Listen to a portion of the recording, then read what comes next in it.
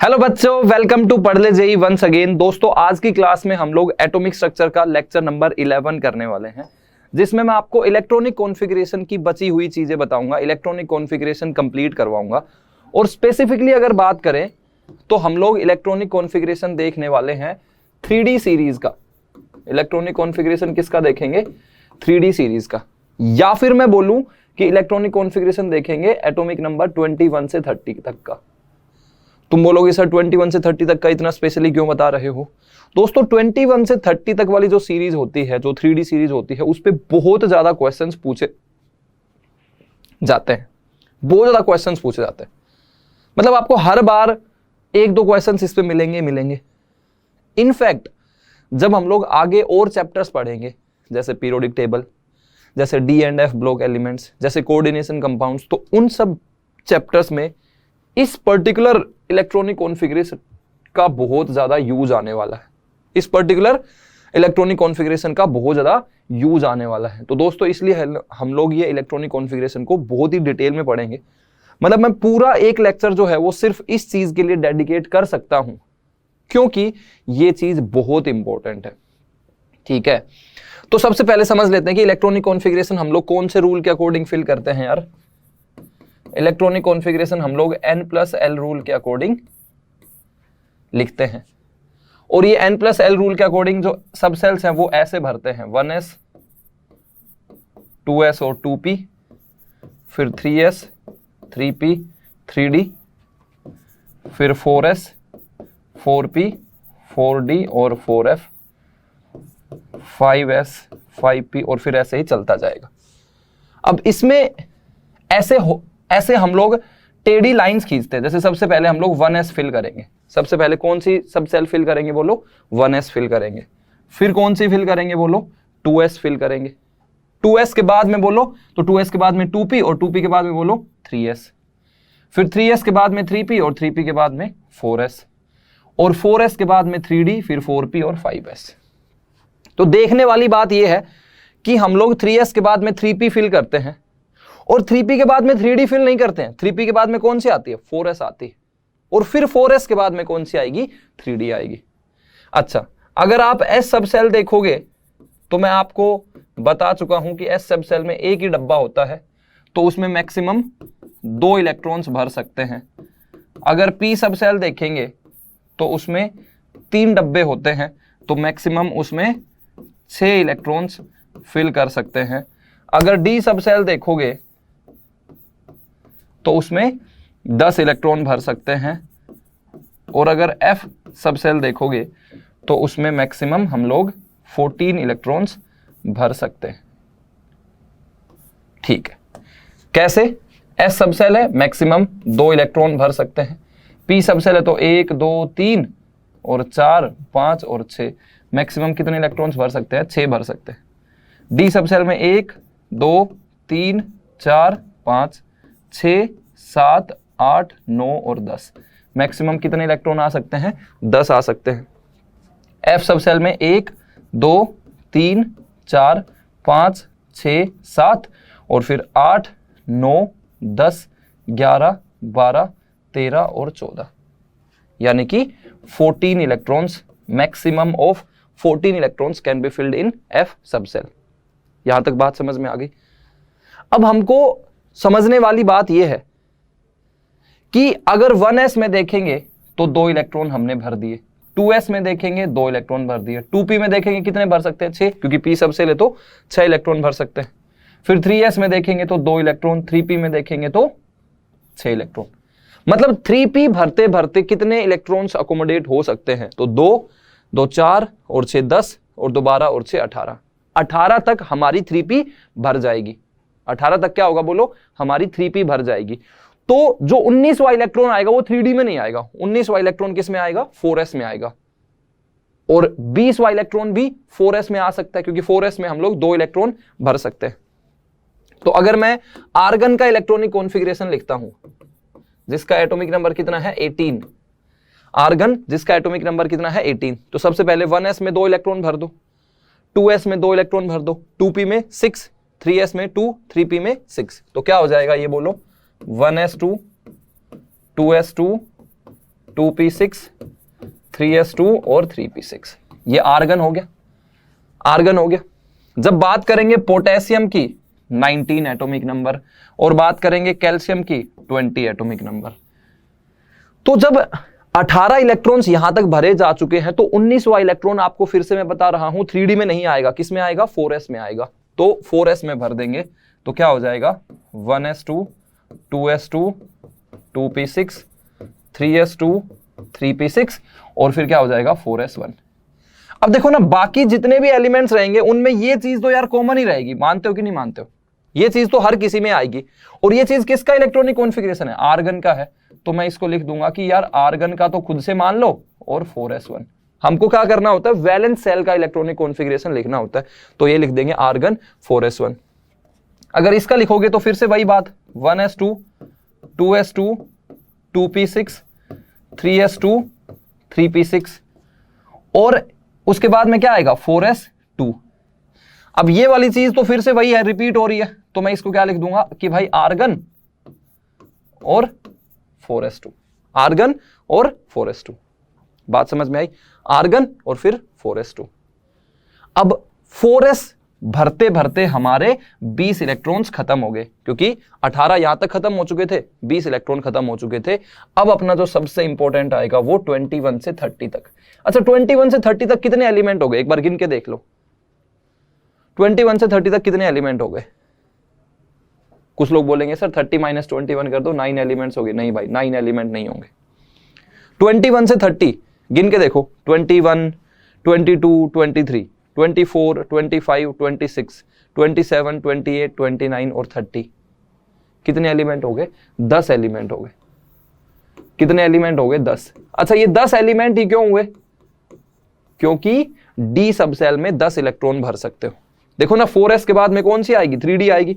और 3D में कितने इलेक्ट्रॉन भरे जा सकते हैं? 10 भरे जा सकते हैं। इसीलिए ये 3D सीरीज में 10 एलिमेंट आते हैं। अब इनके बारे में मैं आपको इलेक्ट्रॉनिक कॉन्फ़िगरेशन भी लिखना सिखाऊंगा, इनको याद रखने का तरीका भी बताऊंगा, इस पे बहुत सारे शॉर्ट ट्रिक्स भी देखेंगे। लेकिन सबसे पहले मैं आपसे एक पहेली पूछता हूं, ठीक है? पहेली पूछता हूं, ऐसी कौन सी चीज है जिसको हम लोग छू नहीं सकते लेकिन देख सकते हैं? ऐसी कौन सी चीज है जिसको हम लोग छू नहीं सकते लेकिन देख सकते हैं? सोच के बताओ आप लोग। अब हम लोग फिर बात करते हैं कैल्शियम के बाद में, आगे बात करेंगे 3D सीरीज की। तो यहां पर अब जो अपना जो आज का मेन टॉपिक है that is electronic configuration of 3D series. Electronic configuration of 3D series सबसे इंपॉर्टेंट है भाई, बहुत ज्यादा इंपॉर्टेंट है। मतलब अभी तक इस चैप्टर में जितनी चीजें पढ़ी हैं वो सब एक तरफ और ये वाला टॉपिक अपना एक तरफ। 3D सीरीज जिसमें एटॉमिक नंबर कहां से कहां तक होंगे? बोलो। एटॉमिक नंबर 21 से 30। एटॉमिक नंबर बोलो कहां से कहां तक होंगे? 21 से 30। तो क्या होगा? सबसे पहला एटॉमिक नंबर है 21, स्कैंडियम। ठीक है, मैं 1 by 1 लिखूंगा, फिर सारी चीजों को एक साथ याद रखने का तरीका बताऊंगा। अब 21 है तो हम लोग तो वही करेंगे, जैसे मान लो 1s2, 2s2, 2p6, 3s2, 3p6। 3p के बाद में कौन सा भरा जाता है? बोलो 4s। तो ये 4s भी आ जाएगा, तो 4s2। और 4s के बाद में फिर कौन सा भरा जाएगा? 4s के बाद में आएगा 3d, तो 4s2, 3d1। अब देखो ना यार, ये वाली चीज तो हर जगह रिपीट ही हो रही होगी। तो क्या मैं इसका इलेक्ट्रॉनिक कॉन्फ़िगरेशन ऐसा लिख सकता हूं कि आर्गन और 4s2, 3d1, argon 4s2, 3d1। बस अब ये याद रख लो, जैसे स्कैंडियम है तो उसका एटॉमिक नंबर 21 है। स्कैंडियम है, उसका एटॉमिक नंबर क्या है? 21 है। तो 20 से कितना ज्यादा है? 1 ज्यादा है, तो 3d में 1 इलेक्ट्रॉन आएगा। 21, 3d1। अगर 22 होगा तो 3d2, 23 होगा तो 3d3, 27 होगा 3d7, 28 होगा 3d8। बात समझ आ रही है? स्कैंडियम है तो इलेक्ट्रॉनिक कॉन्फ़िगरेशन क्या होगा? बोलो। एटॉमिक नंबर 21, 20 से कितना ज्यादा? 1 ज्यादा, तो 3d में 1 इलेक्ट्रॉन आएगा। अच्छा, अगर इसका डब्बा बनाने की कोशिश करोगे तो ठीक है, आर्गन तो ये लिख लिया, तो ये 4s और ये 3d, 4s और ये 3d। 4s में कितने इलेक्ट्रॉन्स हो गए? बोलो 2 इलेक्ट्रॉन, और 3d में 1 इलेक्ट्रॉन। ये 4s और ये 3d। 4s में कितने इलेक्ट्रॉन आए बोलो? 2 इलेक्ट्रॉन। 3d में कितने इलेक्ट्रॉन आया? 1 इलेक्ट्रॉन। इसका मतलब ये है कि स्कैंडियम में एक अनपेयर्ड इलेक्ट्रॉन होगा, बोलो, है ना। n is equal to 1। n क्या है बोलो? Number of unpaired electrons. Number of unpaired electrons. एक अनपेयर्ड इलेक्ट्रॉन दिखाई दे रहा है, एक अनपेयर्ड इलेक्ट्रॉन दिखाई दे रहा है। स्कैंडियम हो गया। अच्छा, अब टाइटेनियम की बात करते हैं। टाइटेनियम है जिसका एटॉमिक नंबर है 22। तो अब मैं ना पूरा इलेक्ट्रॉनिक कॉन्फ़िगरेशन नहीं लिखूंगा भाई, 1s2 2s2 2p6। अब बार बार उतनी मेहनत नहीं करूंगा। 22 है तो मैं बोलूंगा भाई आर्गन का तो तुम अपने आप से मान लो। यहां पर आर्गन के इलेक्ट्रॉनिक कॉन्फ़िगरेशन में कितने इलेक्ट्रॉन्स आ गए? 18 इलेक्ट्रॉन्स आ गए। तो आर्गन का तो आप लोग खुद से मान लो 18 इलेक्ट्रॉन्स। फिर 2 इलेक्ट्रॉन ये हो जाएंगे 4s2 के, तो 20 इलेक्ट्रॉन हो गए क्या यहां पर? और है इसमें टोटल कितने? 22। तो बाकी के इलेक्ट्रॉन 3d में, तो 4s2 3d2। 4s2 3d2। बोलो क्लियर है क्या? तो टाइटेनियम का एटॉमिक नंबर 22 है। 20 से कितना ज्यादा है? 2 ज्यादा है। 20 से कितना ज्यादा है? 2, तो 3d2। यही तो मैं समझाने की कोशिश कर रहा था। 21 मतलब 3d1, 22 मतलब 3d2। अब इसमें अनपेयर्ड इलेक्ट्रॉन्स देखेंगे, ये 4s और ये 3d। 4s में 2 इलेक्ट्रॉन्स, 3d में 1 और 2। अब यहां पर भी 4s में भी 2 इलेक्ट्रॉन है, 3d में भी 2 इलेक्ट्रॉन है, लेकिन ये दोनों क्या है? पेयर्ड है। ये दोनों क्या है बोलो? पेयर्ड है। तो अगर कोई आपसे पूछे कि भाई number of unpaired electrons, number of unpaired electrons which is represented by let's say n, तो कितना आ जाएगा? 2 आ जाएगा। नंबर ऑफ अनपेयर्ड इलेक्ट्रॉन्स कितना आ गया बोलो? 2 आ गया। नंबर ऑफ अनपेयर्ड इलेक्ट्रॉन्स कितना आ गया? 2 आ गया। बात समझ में आ रही है? 22 3d2। ये हो गया क्लियर? Scandium, titanium. अगला है वेनेडियम जिसका एटॉमिक नंबर है 23। अभी मैं इनको याद रखने का तरीका भी बताऊंगा, लेकिन अब क्या सीधा आपके दिमाग में आ रहा है कि 23 है तो 3d3। बात समझ पा रहे हो भाई? वेनेडियम का एटॉमिक नंबर 23, 20 से कितना ज्यादा? 3 ज्यादा, तो 3d3। वेनेडियम है तो क्या हो जाएगा? आर्गन, और 4s2 तो आना ही आना है, और 3d3। बात समझ आ गई? बात समझ आ गई? तो 4s2 3d3। मतलब अगर मैं 4s2 देखूंगा तो ये 4s हो जाएगा और ये 3d हो जाएगा। 4s में 2 इलेक्ट्रॉन जब बनाओगे तो ऐसे बन जाएंगे, 3d में 1 2 3। तो नंबर ऑफ अनपेयर्ड इलेक्ट्रॉन्स कितने आ गए? 3 आ गए। नंबर ऑफ अनपेयर्ड इलेक्ट्रॉन्स कितने आ गए बोलो? 3 आ गए। आ रहे? नंबर ऑफ अनपेयर्ड इलेक्ट्रॉन्स कितने आ रहे हैं? 3 आ रहे हैं। ठीक है, तो मतलब अगर मैं इनका सभी का एक साथ लिखूं, देखो स्कैंडियम का एटॉमिक नंबर 21, स्कैंडियम, टाइटेनियम का एटॉमिक नंबर 22, वेनेडियम का एटॉमिक नंबर 23, क्रोमियम का एटॉमिक नंबर 24, मैग्नीज का एटॉमिक नंबर 25। ठीक है भाई, फिर आगे क्या होगा? इधर की तरफ लिख लेते हैं। आयरन का एटॉमिक नंबर 26 है ना। आगे वालों को अभी मैं लिख देता हूं, कितने एलिमेंट हो गए वो भी देख लेंगे।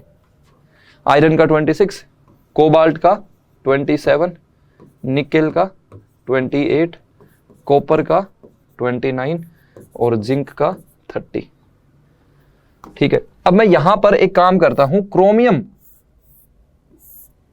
क्रोमियम और कॉपर 24 और 29, इनको ना मैं एक बार थोड़ा सा स्टार लाइन कर लेता हूं, इनको थोड़ा एक डब्बे में बंद कर देता हूं। इनका इलेक्ट्रॉनिक कॉन्फ़िगरेशन मैं आपको अलग से लिख के बताऊंगा, क्योंकि इनके इलेक्ट्रॉनिक कॉन्फ़िगरेशन में एक्सेप्शन है।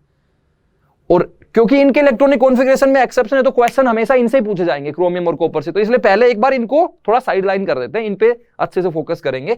अभी एक जनरल आइडिया बनाने की कोशिश करते हैं। जैसे स्कैंडियम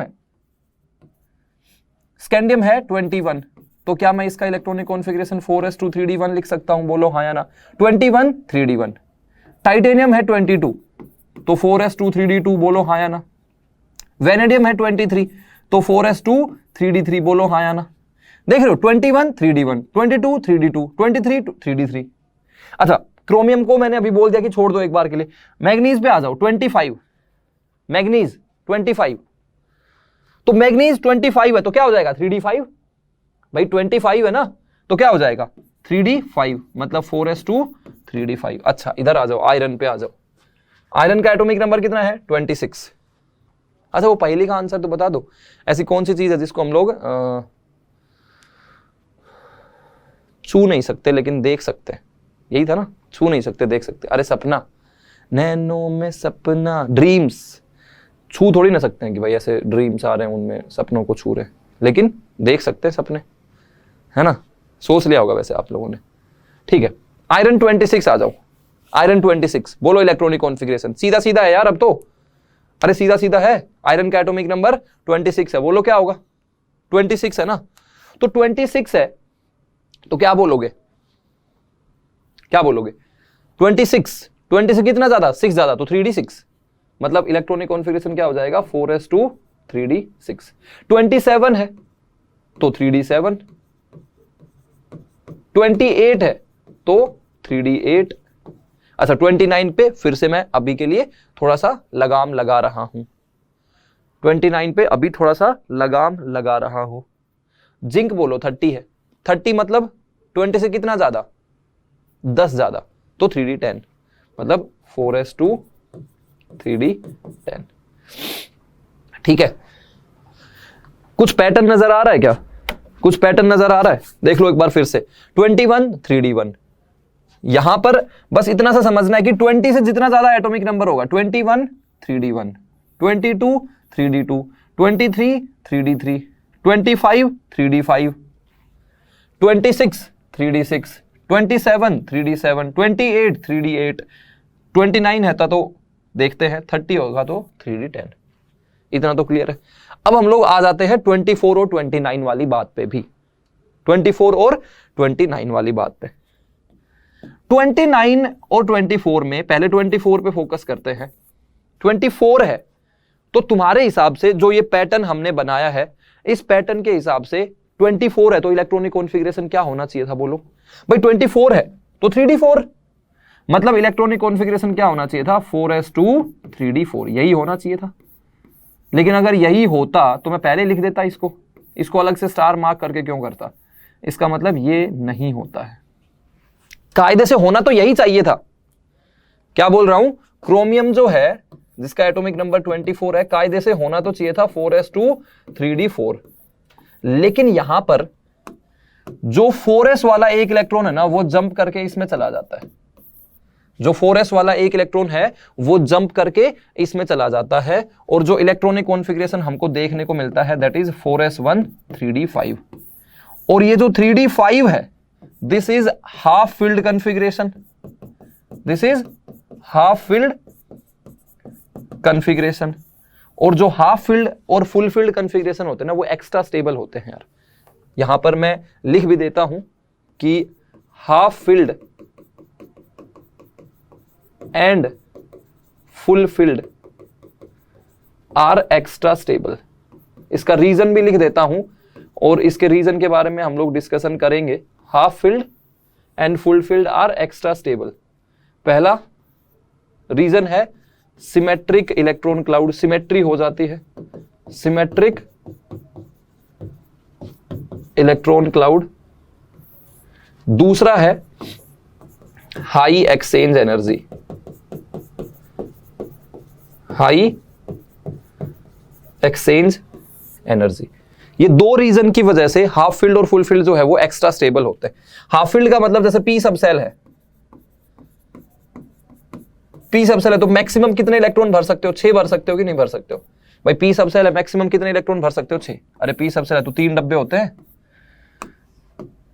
तो ये अगर आपने कर दिया तो ये हाफ फील्ड हो गया, और अगर आपने ये कर दिया 1 2 3 4 5 6, ये वाला क्या हो गया बोलो half field, half field P3 configuration. P3 मतलब P में 3 इलेक्ट्रॉन्स, और ये वाला क्या हो जाएगा बोलो फुल फील्ड, क्या हो जाएगा फुल फील्ड P6। तो P3 और P6, P3 क्या हो गया हाफ फील्ड, P6 क्या हो गया, फुलफिल्ड। ये दोनों क्या होंगे, एक्स्ट्रा स्टेबल होंगे due to symmetric electron cloud distribution and high exchange energy. अभी इन दोनों फैक्टर्स के बारे में हम लोग बाद में डिस्कस करेंगे, लेकिन अभी आपके लिए ये सिर्फ आपको नोट कर लेना कि हाँ भाई ये दो फैक्टर्स होते हैं जिनकी वजह से हाफ फील्ड और फुल फील्ड एक्स्ट्रा स्टेबल होते हैं। हमें इन फैक्टर्स पे ज्यादा दिमाग ना लगाते हुए हमें इस बात पे फोकस करना चाहिए कि भाई हाँ हाफ फील्ड और फुल फील्ड एक्स्ट्रा स्टेबल होते हैं तो उससे क्या फर्क पड़ेगा और कौन कौन से फिर स्टेबल होंगे। जैसे P सब सेल है तो उसमें हाफ फील्ड क्या होगा, ये होगा, फुल फील्ड क्या होगा, ये होगा। P3 is half field, P6 is full field, तो ये क्या होंगे, दोनों एक्स्ट्रा स्टेबल होंगे, एक्स्ट्रा स्टेबल। ठीक है, अब यही बात अगर D सब सेल में करेंगे, अगर यही बात D सब सेल में करेंगे, करें एक बार D सब सेल में, अगर D सब सेल में बात करते हो तो D सब सेल में कितने डब्बे होते हैं, बोलो, 5 डब्बे होते हैं। डी सब सेल में कितने डब्बे होते हैं, 5 डब्बे होते हैं। तो 1 2 3 4 5, ये हो गया D5। हाफ फील्ड है कि नहीं है ये, this is half field, this is half field. ठीक है, और इधर की तरफ है D10। D10 क्या हो जाएगा, 1 2 3 4 5 6 7 8 9 और 10, this is full field, full field. अब D5 और D10 क्या होंगे, एक्स्ट्रा स्टेबल होंगे। ये क्या होंगे, बोलो, एक्स्ट्रा स्टेबल होंगे। D5 और D10 क्या होंगे, एक्स्ट्रा स्टेबल होंगे।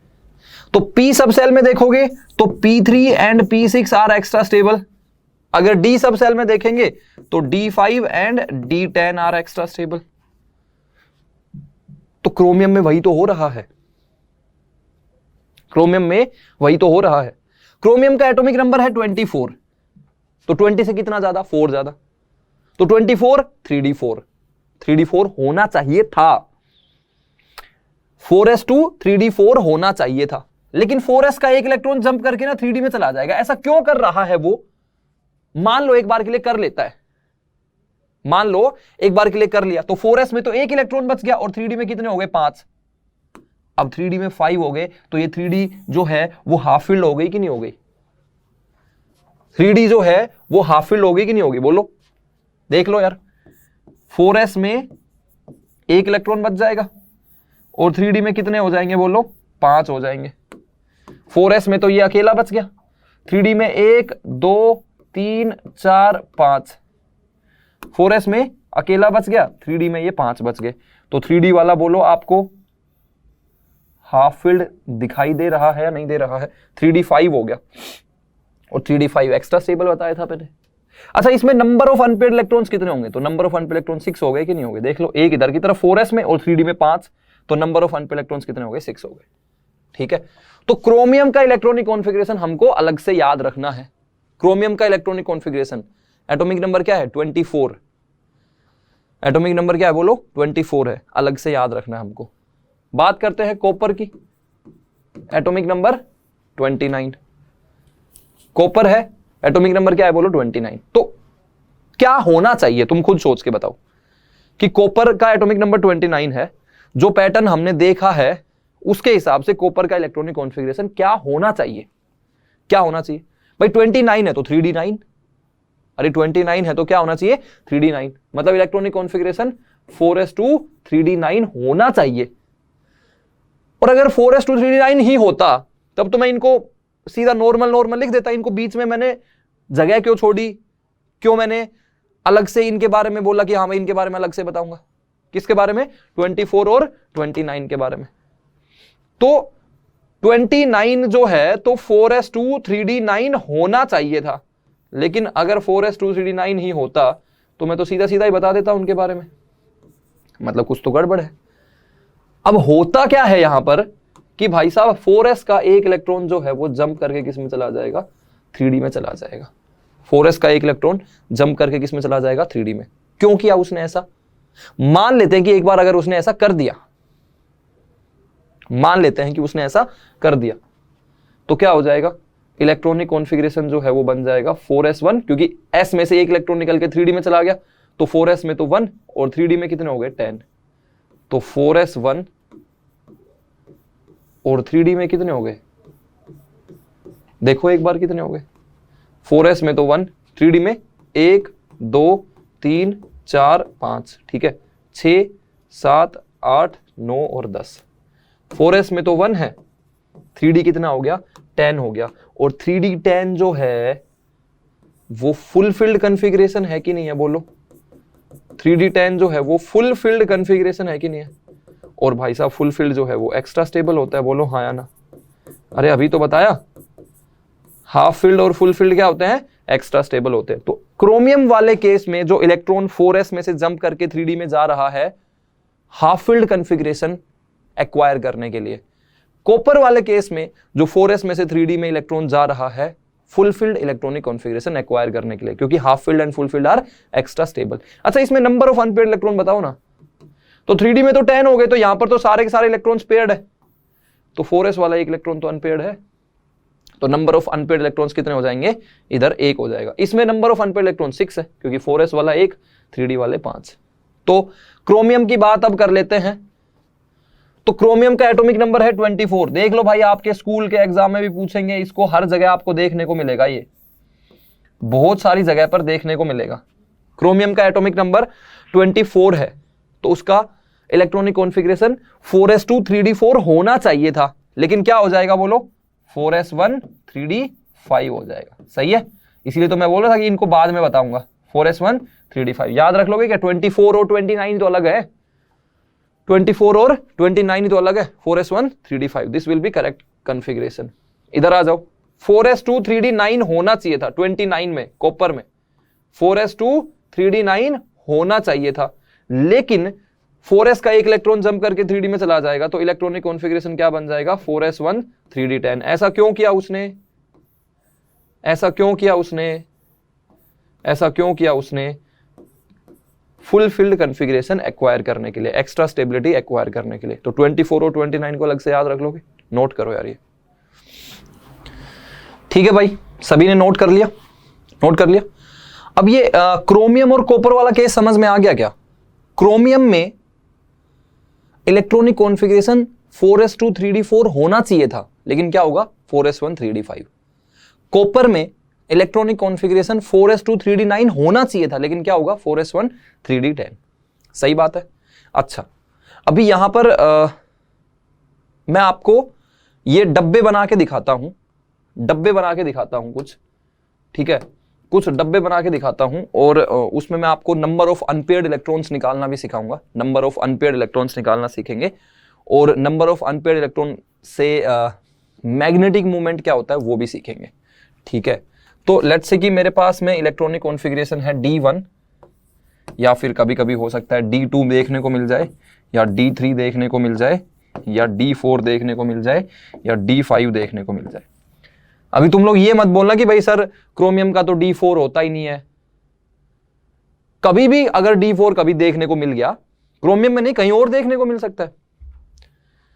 तो अगर लेट्स से कि D1 है, ठीक है, ध्यान से सुनना क्या बोल रहा हूं, D1 है, लेट्स से अगर D1 है तो हम लोग D सब सेल ऐसे लिखेंगे, 1 2 3 4, मैं D सब सेल बना ही लेता हूं, ठीक है भाई, ये D सब सेल बना ली हमने।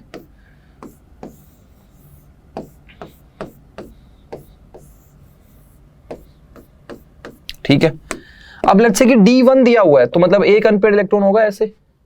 अब D2 दिया हुआ है, तो क्या एक में दोनों बिठा दोगे, नहीं, बस सिटिंग रूल याद रखना है, पहला वाला दूसरा वाला। D3 में क्या करोगे, D3 में क्या करोगे बोलो, 3 ऑर्बिटल भरनी पड़ेंगी, तो D3। D4 में क्या करोगे, 1 2 3 और 4। D5 में क्या करोगे, 1 2 3 4 और 5। तो D1 में देखोगे तो नंबर ऑफ अनपेयर्ड इलेक्ट्रॉन 1 मिलेगा, देखो ये एक अनपेयर्ड इलेक्ट्रॉन है।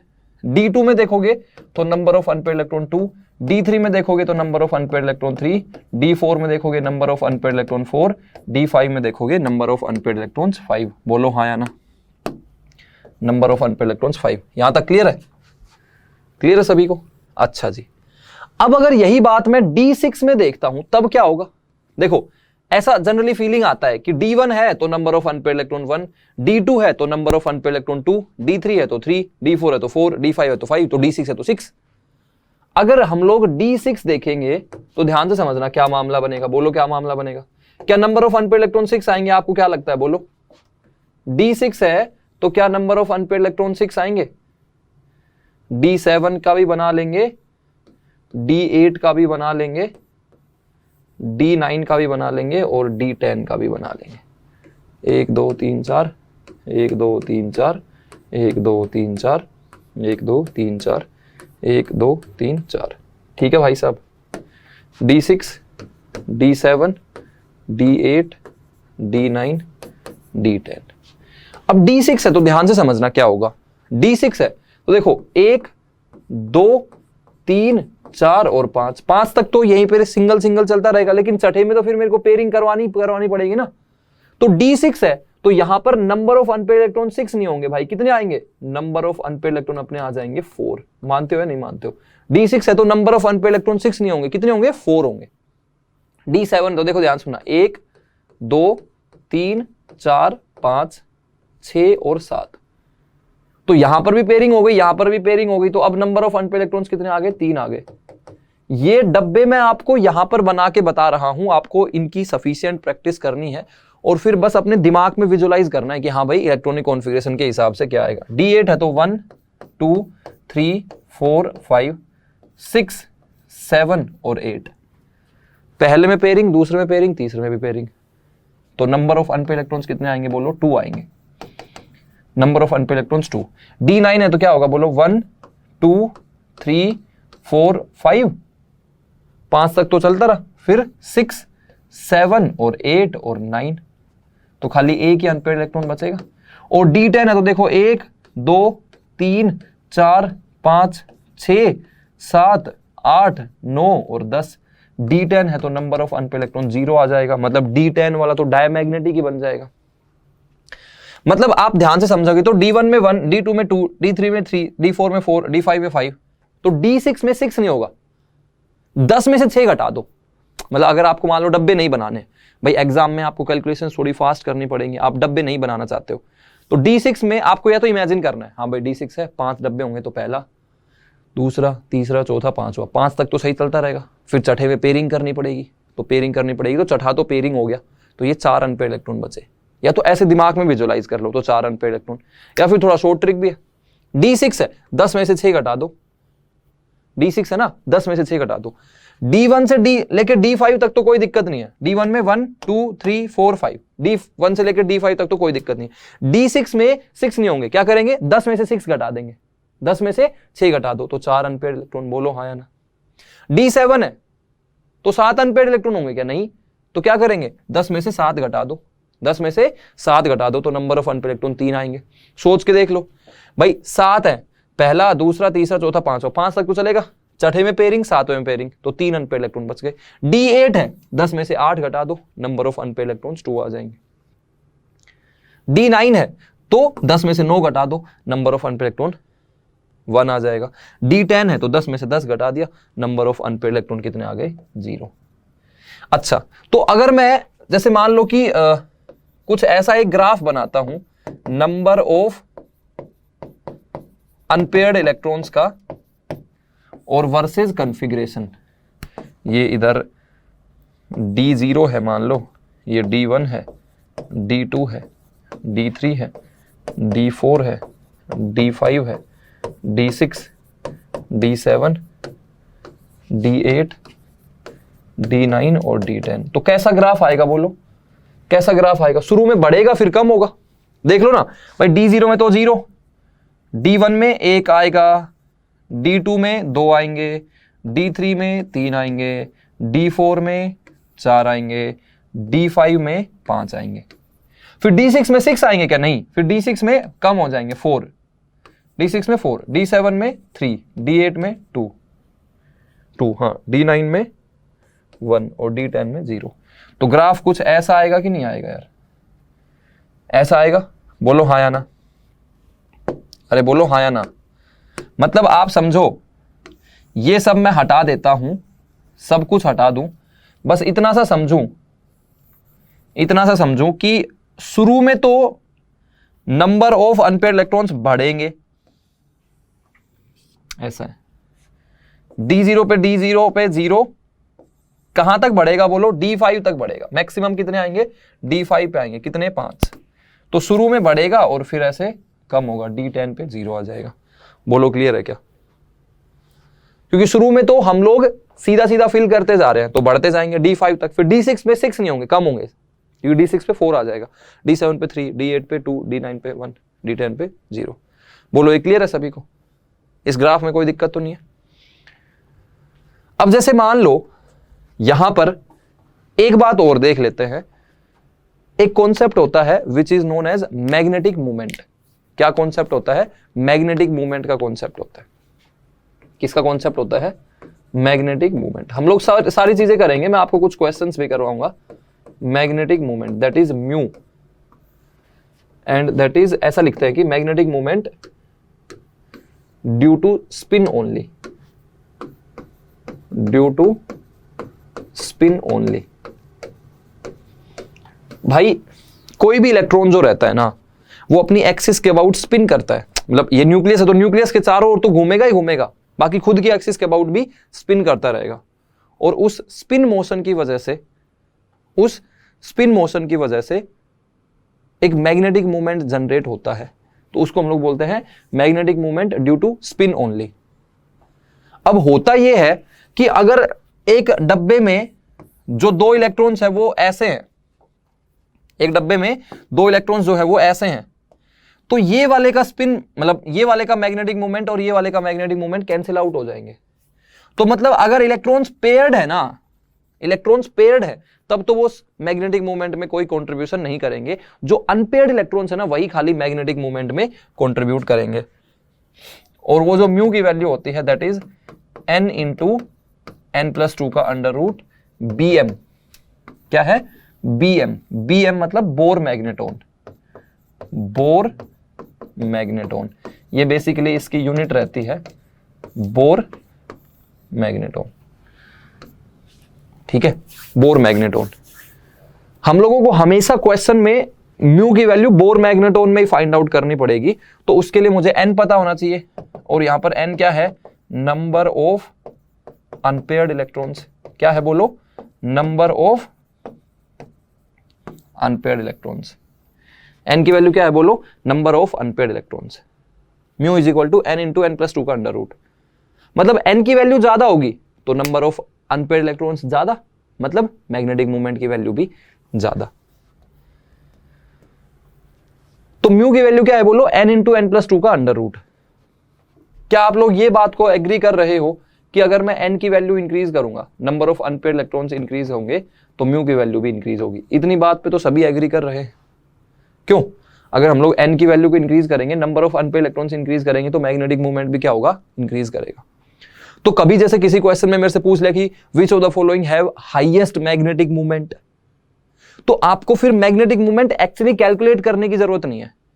तुमसे हाईएस्ट मैग्नेटिक मूवमेंट पूछा है ना, तो तुम देख लो कि किसमें highest number of unpaired electrons है, क्योंकि जिसमें highest number of unpaired electrons होंगे उसी में हाईएस्ट मैग्नेटिक मूवमेंट भी आएगा।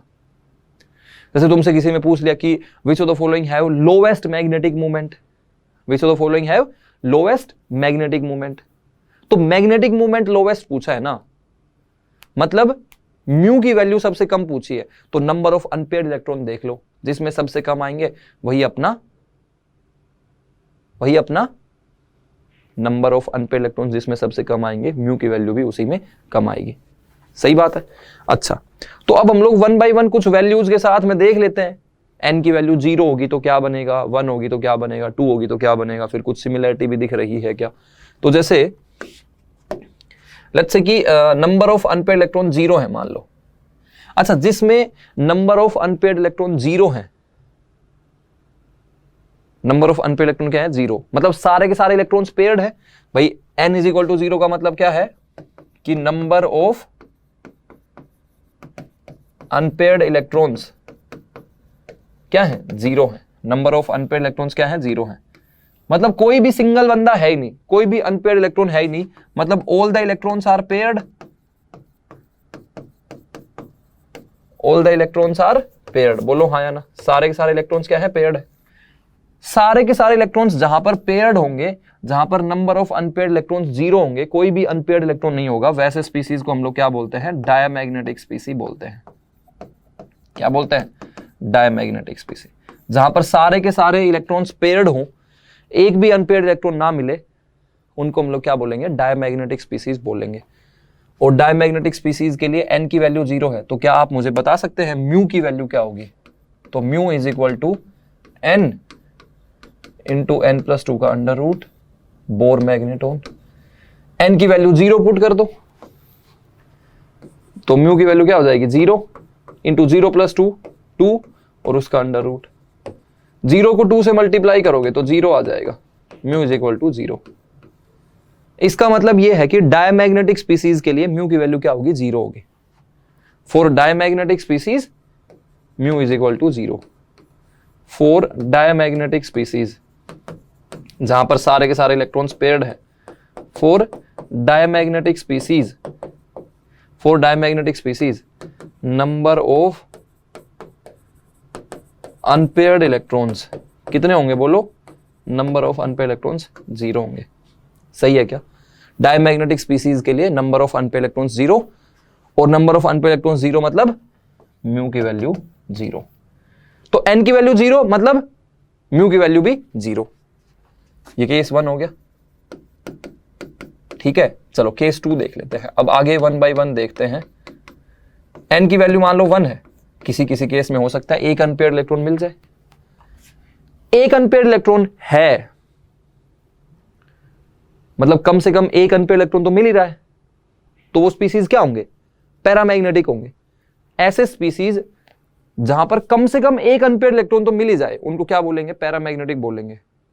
तो चाहे एक अनपेयर्ड इलेक्ट्रॉन मिले या 2 मिले या 3 मिले, 4 मिले, 5 मिले, कितने भी अनपेयर्ड इलेक्ट्रॉन मिले, कुछ ना कुछ तो मिल रहा है ना। तो जहां पर एक अनपेयर्ड इलेक्ट्रॉन भी मिल गया, उनको हम लोग क्या बोलेंगे, पैरामैग्नेटिक स्पीसीज बोलेंगे। क्लियर है?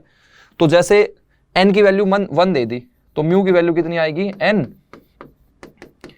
इंटू n प्लस 2 का under root Bohr magneton. Mu की वैल्यू क्या है, n इंटू n प्लस 2 का अंडर रूट बोर मैग्नेटोन। तो म्यू की वैल्यू बोलो कितनी आ जाएगी, n की वैल्यू 1 इंटू n प्लस 2 मतलब 1 प्लस 2 3 और उसका अंडर रूट। तो म्यू की वैल्यू कितनी आ गई, √3 आ गई। क्या बोलो, कितनी आ गई, √3 आ गई। √3 की वैल्यू पुट कर दो 1.73। ठीक है, अभी के लिए बस खाली कैलकुलेट कर लेते हैं कि हाँ भाई 1.73 है, म्यू की वैल्यू 1.73 आ रही है। अच्छा, अगला ले लो।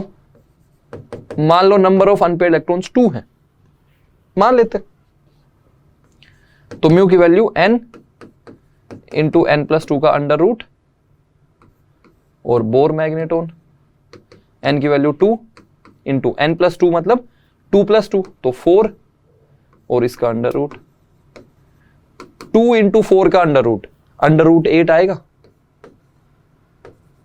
अच्छा एक बात बताओ, मान लो अंडर रूट 9 होता तो वैल्यू कितनी आती, अंडर रूट 9 होता तो वैल्यू कितनी आती, 3 आती। अब अंडर रूट 8 है तो 3 से थोड़ा छोटा आएगा, ये वैल्यू आएगी 2.82 बोर मैग्नेटोन। 2.82 bore magneton. ठीक है। अच्छा, n की वैल्यू 3 होती तो क्या होता, म्यू की वैल्यू फिर से वही, क्या पुट करोगे, बोलो क्या पुट करोगे, क्या पुट करोगे बताओ भाई, n इंटू n प्लस 2 का अंडर रूट बोर मैग्नेटोन। तो म्यू की वैल्यू 3 इंटू 3 प्लस 2 5 और उसका अंडर रूट मतलब √15 आ गया। अब एक बात बताओ, √15 है, ठीक है, √15 है। √16 होता तो वैल्यू कितनी आती, √16 होता तो वैल्यू आती 4, है ना। 16 का अंडर रूट करेंगे तो 4 आ जाएगा। √16 होता 4, तो √15 मतलब √16 से थोड़ा छोटा, तो √15 मतलब 4 से थोड़ा छोटा, तो 3 पॉइंट समथिंग आएगा यार, बोलो हाँ या ना। तो म्यू की वैल्यू अंडर √15 है, ये वैल्यू आ जाएगी 3.87 बोर मैग्नेटोन। एक और कर लेते हैं, मान लो n इज इक्वल टू 4 है, ठीक है, तो म्यू की वैल्यू कितनी आएगी, फिर से वही n इंटू n प्लस 2 का अंडर रूट बोर मैग्नेटोन। तो म्यू की वैल्यू, n की वैल्यू 4 इंटू 4 प्लस 2 6, उसका अंडर रूट, म्यू की value root 24 bore magneton. Root 25 कितना होता, रूट 25 कितना होता, रूट 25 मतलब 5, तो रूट 24 मतलब, भाई रूट 25 मतलब 5, तो रूट 24 मतलब 5 से थोड़ा छोटा, 5 से थोड़ा छोटा, तो ये वैल्यू जो आएगी वो 4.89 के आसपास आ जाएगी, या 4.92, ठीक है, 4 पॉइंट समथिंग आएगा। अब देखो, आप कुछ मत फोकस करो, बीच वाली चीजों पे फोकस मत करो, आप किस पे फोकस करो, नंबर ऑफ अनपेयर्ड इलेक्ट्रॉन और म्यू पे, सिर्फ और सिर्फ इन दोनों पे फोकस करो। ध्यान से देखना, बड़ी इंटरेस्टिंग चीज आपको देखने को मिलेगी। जैसे मान लो n की वैल्यू 1 है, तो म्यू की वैल्यू 1.73 आ रही है, मतलब 1 पॉइंट समथिंग आ रहा है। अब आगे वाले नंबर पे भी फोकस मत करो, n की वैल्यू 1 है तो 1 पॉइंट समथिंग, n की वैल्यू 2 है तो 2 पॉइंट समथिंग, n की वैल्यू 3 है तो 3 पॉइंट समथिंग, n की वैल्यू 4 है तो 4 पॉइंट समथिंग। अगर n की वैल्यू 5 होती तो 5 पॉइंट समथिंग आता कि नहीं आता, म्यू की वैल्यू कैलकुलेट करने की जरूरत ही नहीं थी। तो जैसे अगर मान लो तेरे को क्वेश्चन में ऐसा पूछ लिया, देखना ध्यान से सुनना, D5 configuration will have mu equal to, D5 configuration में म्यू की वैल्यू कितनी होती, 4.92, 4.92, 5.93, 6.95, 3.89। सोच के देखो। तो भाई साहब मैं क्या बोल रहा हूं, आपको पेन उठाने की भी जरूरत नहीं है, पेन उठाने की जरूरत नहीं है। D5 कॉन्फ़िगरेशन है तो नंबर ऑफ अनपेयर्ड इलेक्ट्रॉन 5, बोलो हाँ या ना। D5 कॉन्फ़िगरेशन है तो नंबर ऑफ अनपेयर्ड इलेक्ट्रॉन्स 5, अरे भाई D5 है तो क्या होगा, 5 होगा ना, नहीं क्या? देखो D5 है तो 1 2 3 4 5, तुम ये मत बोलना सर अभी आपने तो पेन उठा लिया, मैं आपको समझाने के लिए बता रहा हूं। D5 है तो नंबर ऑफ अनपेयर्ड इलेक्ट्रॉन 5, और नंबर ऑफ अनपेयर्ड इलेक्ट्रॉन 5 है तो म्यू की वैल्यू 5 पॉइंट समथिंग, म्यू की वैल्यू 5 पॉइंट समथिंग। अब 5 पॉइंट समथिंग वाला ऑप्शन ढूंढो, 5 पॉइंट समथिंग वाला ऑप्शन मतलब option B will be correct answer. Calculate करने की जरूरत ही नहीं है, फॉर्मूला ना भी याद रहे तो भी चल जाएगा। n की वैल्यू 5 है तो म्यू की वैल्यू चेक कर लो, n इंटू n प्लस 2 का अंडर रूट, n की वैल्यू 5, 5 प्लस 2 7, उसका अंडर रूट मतलब अंडर रूट 35, अंडर रूट 35, बोलो हाँ या ना, अंडर रूट 35। अंडर रूट 36 कितना होता है, अंडर रूट 36 कितना होता है, 6 होता है। तो अंडर रूट 35 मतलब 6 से थोड़ा छोटा, अंडर रूट 35 मतलब 6 से थोड़ा छोटा, तो 5 ये वैल्यू 5 पॉइंट समथिंग आएगी, 5.93 5.94 ऐसे कुछ। बात समझ आ रही है, क्लियर हो रहा है सभी को, क्लियर हो रहा है क्या? तो मैं क्या कहना चाह रहा हूं, मैं आपको सिर्फ इतना सा कहना चाह रहा हूं कि आप लोगों को अगर n दिया होगा तो म्यू की वैल्यू सीधी बता सकते हो, और म्यू दिया होगा तो n सीधा बता सकते हो। n की वैल्यू 1 है तो म्यू की वैल्यू 1 पॉइंट समथिंग, n की वैल्यू 2 है तो 2 पॉइंट समथिंग, 3 है तो 3 पॉइंट समथिंग, 4 है तो 4 पॉइंट समथिंग, 5 है तो 5 पॉइंट समथिंग। वैसे तो ये रिलेशन आपको याद रखना है, n इंटू n प्लस 2 का अंडर रूट। बाकी डायरेक्टली एक रिलेशन भी देखने को मिल रहा है। तो एक क्वेश्चन कर लेते हैं, जैसे मान लो, ठीक है, एक क्वेश्चन करते हैं, D6 configuration would give magnetic moment equal to, D6 configuration would give magnetic moment equal to, D6 configuration would give magnetic moment equal to। देखो ध्यान से देखना, D6 configuration would give magnetic moment equal to, option A है 6.95 bore magneton, option B है 5.94 bore magneton, option C है 4.93 bore magneton, और option D है 3.87 bore magneton. ठीक है, अब ये अप्रोक्सीमेट वैल्यूज आपको ऑप्शन ऐसे दे दिए, अब बताओ क्या होगा। तो अब लिटरली आपको पेन उठाने की जरूरत नहीं है, क्योंकि मैं आपको ये इस तरह की चीजें बता चुका हूं। अब D6 है तो नंबर ऑफ अनपेड इलेक्ट्रॉन क्या 6 होंगे? नहीं। देखो मैंने बताया था D1 में 1, D2 में 2, D3 में 3, D4 में 4, D5 में 5, D5 तक तो सही है, लेकिन D6 में 6 नहीं होंगे क्योंकि पेयरिंग हो जाएगी ना। तो नंबर ऑफ अनपेड इलेक्ट्रॉन कितने बचेंगे? 4 बचेंगे। कैसे? या तो डब्बा बना लो, या डब्बा अपने दिमाग में विजुलाइज कर लो, या फिर D6 है तो 10 में से 6 घटा दो, है ना भाई। सबसे सेफ मेथड क्या है कि अपना पेन कॉपी लिया और डब्बे बना लिए। बना लो एक बार, 1 2 3 4 लाइन खींच लो तो 5 डब्बे बन जाएंगे। अब D6 है तो देखो 1 2 3 4 5 और ये 6, सही है क्या? D6, ये D6 कॉन्फ़िगरेशन है। तो नंबर ऑफ अनपेड इलेक्ट्रॉन 4 हो जाएंगे, और नंबर ऑफ अनपेड इलेक्ट्रॉन 4 है तो म्यू की वैल्यू 4 पॉइंट समथिंग। अब ऑप्शंस में देखो ऐसा कोई ऑप्शन नहीं मिलेगा कि 4.93 भी एक ऑप्शन है, 4.87 भी एक ऑप्शन है, 4.37 भी ऑप्शन है, ऐसा कोई ऑप्शन नहीं मिलेगा। 4 पॉइंट समथिंग वाला एक ही ऑप्शन मिलेगा आपको, तो बस 4.93, option C will be correct answer. बोलो हाँ या ना। तो सबसे सेफ मेथड तो यही है। अगर ऐसा नहीं करना चाहते हो तो डब्बा बना लो। डब्बा मतलब इमेजिन करो, डी में कितने डब्बे होते हैं? 5 होते हैं। तो पहले में 1 इलेक्ट्रॉन भरा, दूसरे में 1 भरा, तीसरे में 1 भरा, चौथे में 1 भरा, पांचवें में 1 भरा, D5 तक तो 5 इलेक्ट्रॉन्स भर दिए। जब D6 आएगा तो वो पहले डब्बे में जाएगा और पेयरिंग कर लेगा। तो ये वाले जो 2 इलेक्ट्रॉन्स है वो तो पेयर्ड हो गए, तो बाकी के 4 जो है वो अनपेयर्ड होंगे। और नहीं तो सीधा सीधा है यार, D6 है 10 में से 6 घटा दिया, D6 है तो 10 में से 6 घटा दिया। जैसे D6 है तो नंबर ऑफ अनपेयर्ड इलेक्ट्रॉन बोलो कितने आएंगे? 10 में से 6 घटा दिया 4। D7 है, बोलो नंबर ऑफ अनपेयर्ड इलेक्ट्रॉन कितने आएंगे? बोलो नंबर ऑफ अनपेयर्ड इलेक्ट्रॉन कितने आएंगे? बोलो। तो D7 है तो 10 में से 7 घटा दिया 3। D8 है, नंबर ऑफ अनपेयर्ड इलेक्ट्रॉन कितने आएंगे? 10 में से 8 घटा दिया 2। D9 है, 10 में से 9 घटा दिया, number of unpaired electron 1। D10 है, 10 में से 10 घटा दिया, नंबर ऑफ अनपेयर्ड इलेक्ट्रॉन 0। बात आई समझ में? बात आई क्या समझ में? क्लियर हो रहा है सभी को? जैसे एक क्वेश्चन और भी देख लेते हैं। Which of the following configurations